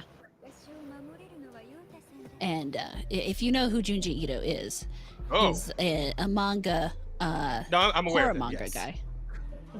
I'm very aware of it. Oh, Jesus I love Christ. Junji Ito. Ah! Yeah, he does some good stuff. Apparently, I'm not gonna be able to play this on stream. A lot of titties. Oh well, then again, I know they don't have nipples. I see. So the mannequin is, I guess, looking for a head, and looks like it found somebody else's, and it just found yours in that clip. There. It wants your head. This is a very the part with the cutting off. Holy shit! perky mannequin. Yeah, the one at the very beginning of the what's it called? The demo. When you walk into this room and there's this guy standing there with all this blood around his neck, and he turns around and his head falls off, and he goes, "Oh, my head fell off. I want your head." Pretty That's good. fair. Granted, he said it in Japanese, so it sounded a lot different, but that's what the subtitles said. But yeah, I thought it looked really cool. Of course, I did. All right, well, do you feel better now then, Rada? I do. I feel much better now. All right, cool. All right. Especially since it's only $10.97. I think I'm buying it. Very nice. All right. Well, I mean, if you guys want, then we can wrap up there. Yeah. Okay. Yeah. Now that I'm not leaving, just pissed off at everybody. So, what are our titles? Oh, we got quite a few, don't we? Yeah. We got 1, 2, 3, 4, 5, 6. So, what are we cutting out? What are we keeping? Well, I think we also got one that you put in the wrong spot. I didn't put any in the wrong spot. Jazz has scissor wielding iPhone thieves in the. Oh, did he put that in the wrong spot? Yeah. Where'd I put it? You put that in the group chat. Oh. Whoops. Yeah. Well, I liked that one, so I'm putting that back over here. So, what are we doing here? So I guess we actually have 7 titles in total. Yep, we gotta get rid of 3. Let's see. I think maybe we can drop boys hit different. Yeah, that one's a little too vague. Yeah. We'll keep the GTA unction. Yeah, absolutely. Yeah, absolutely. I like that. Probably drop optimal pizza nuking distance. Okay. I like digital slave husband. Okay. All right. So for now we got digital slave husband and the GTA Unction and are guaranteed. Yep. Maybe drop the Reddit Kiss of Death. Okay, so then we keep in. And then we'll keep Dementia Loop Exploit and Scissor Wielding iPhone Thieves. I Okay. think those are both good. Yeah. Solid on those? Feel good Yeah, about solid with that. Those are good. Alright, cool. Alright, Like and it to then happen. Give me a second, because something weird's going on here. oh, you're good. Although you said we only had the one question, right? And you already Yeah, we already asked answered that. it. Ah, fuck.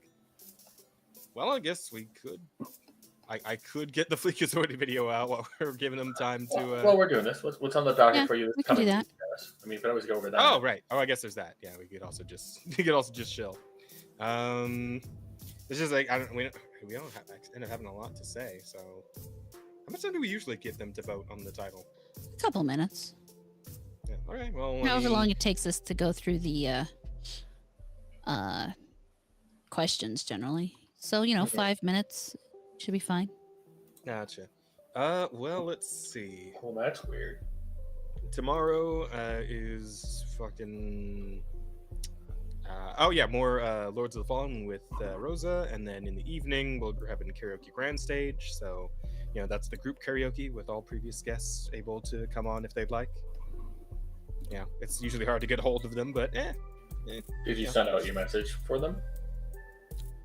I'm gonna. Do you think maybe doing it before the earlier would help? Okay, so I have done it like a week prior, and That's so too early. Is it? Oh, what do Yeah. you think's like? What do you think is like the optimal time then? 3 to 4 days. Okay, I'll try that from now on. Yeah, and then let's see, Thursday. I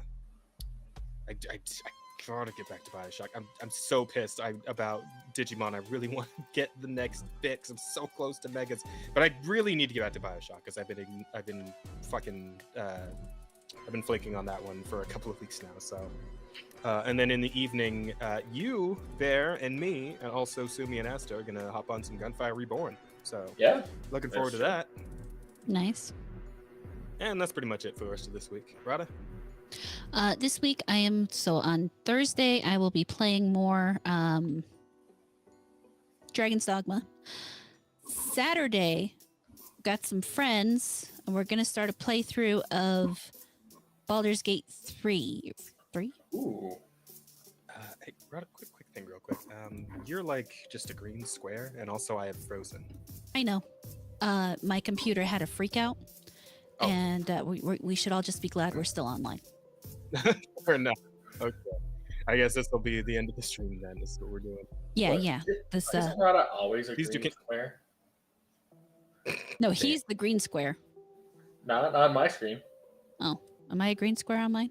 Yeah, because I don't know what's going on. Also, I'm not green. I'm brown. She's Sometimes. a little colorblind. Mm-hmm.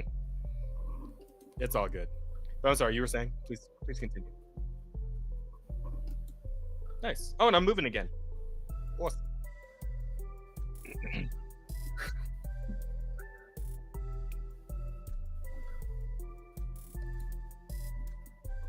Oh, that's wild.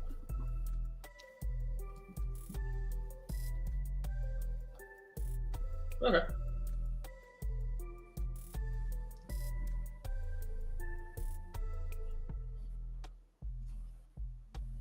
Oh, cool.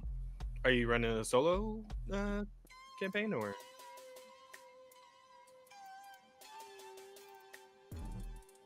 Nice. Any fun mods involved or? Yeah.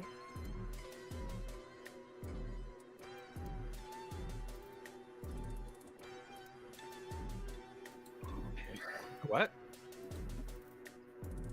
Oh.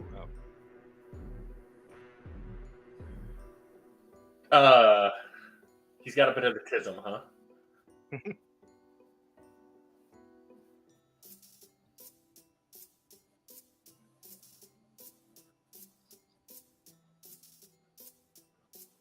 Okay. Fair enough.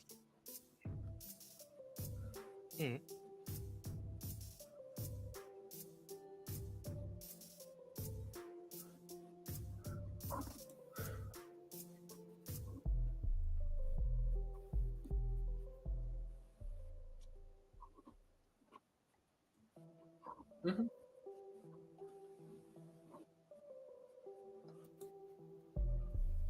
What? No.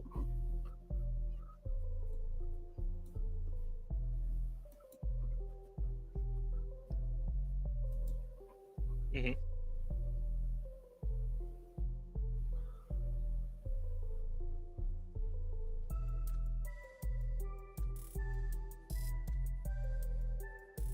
Yeah, it makes sense. Yeah, I would say so.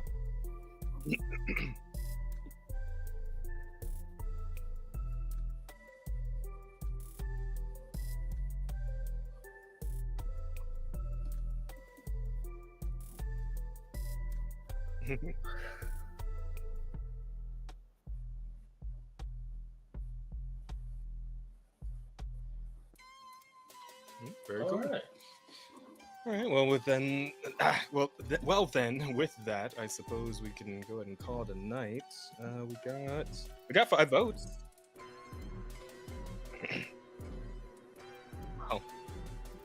Well, there you go. Sheep wins again, So and he doesn't even know it. he probably feels it in his melanin. You know, it gets that tingling feeling. What are you playing, or what are you planning on playing for your Baldur's Gate experience?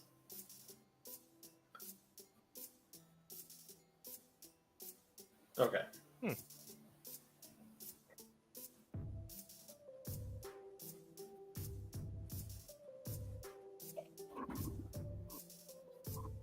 Okay.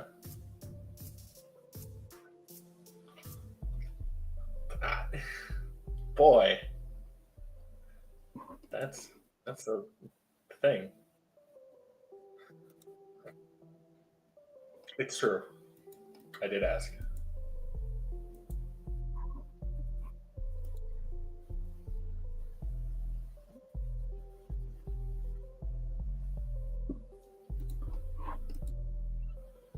I think we're good. Well, the Gunfire Reborn on Thursday.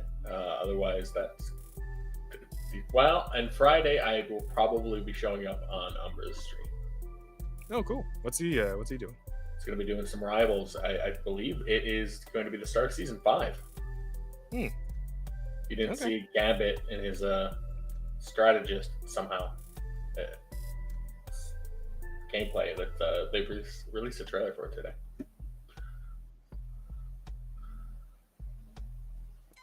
Yeah.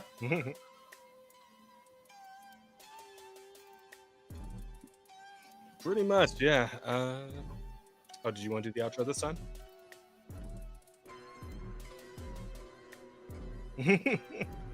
I suppose it is what it is. Well, chat, that's probably going to go ahead and be it for us here. But we'll be back next week again, of course, same night, same time. Asta will be with us again, of course. It'll be an Asta week. Yes, do that for sure. Yeah. Definitely. She was a nice guest, so please go and support them. Quite. Yeah, aside from that, yeah, we're done, guys. Yeah, you know the deal. Take care of yourselves. Go, eat something, drink something, get some sleep. I know you fuckers stay up too late playing those video games and shit.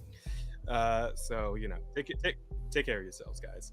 And we'll see you next week for all the happenings in pop culture and Twitter and the internet in general. But I mean, honestly, how much could happen in 1 week, right? Oh, fuck. We'll see you guys then and there. Until we meet again, later. Bye-bye.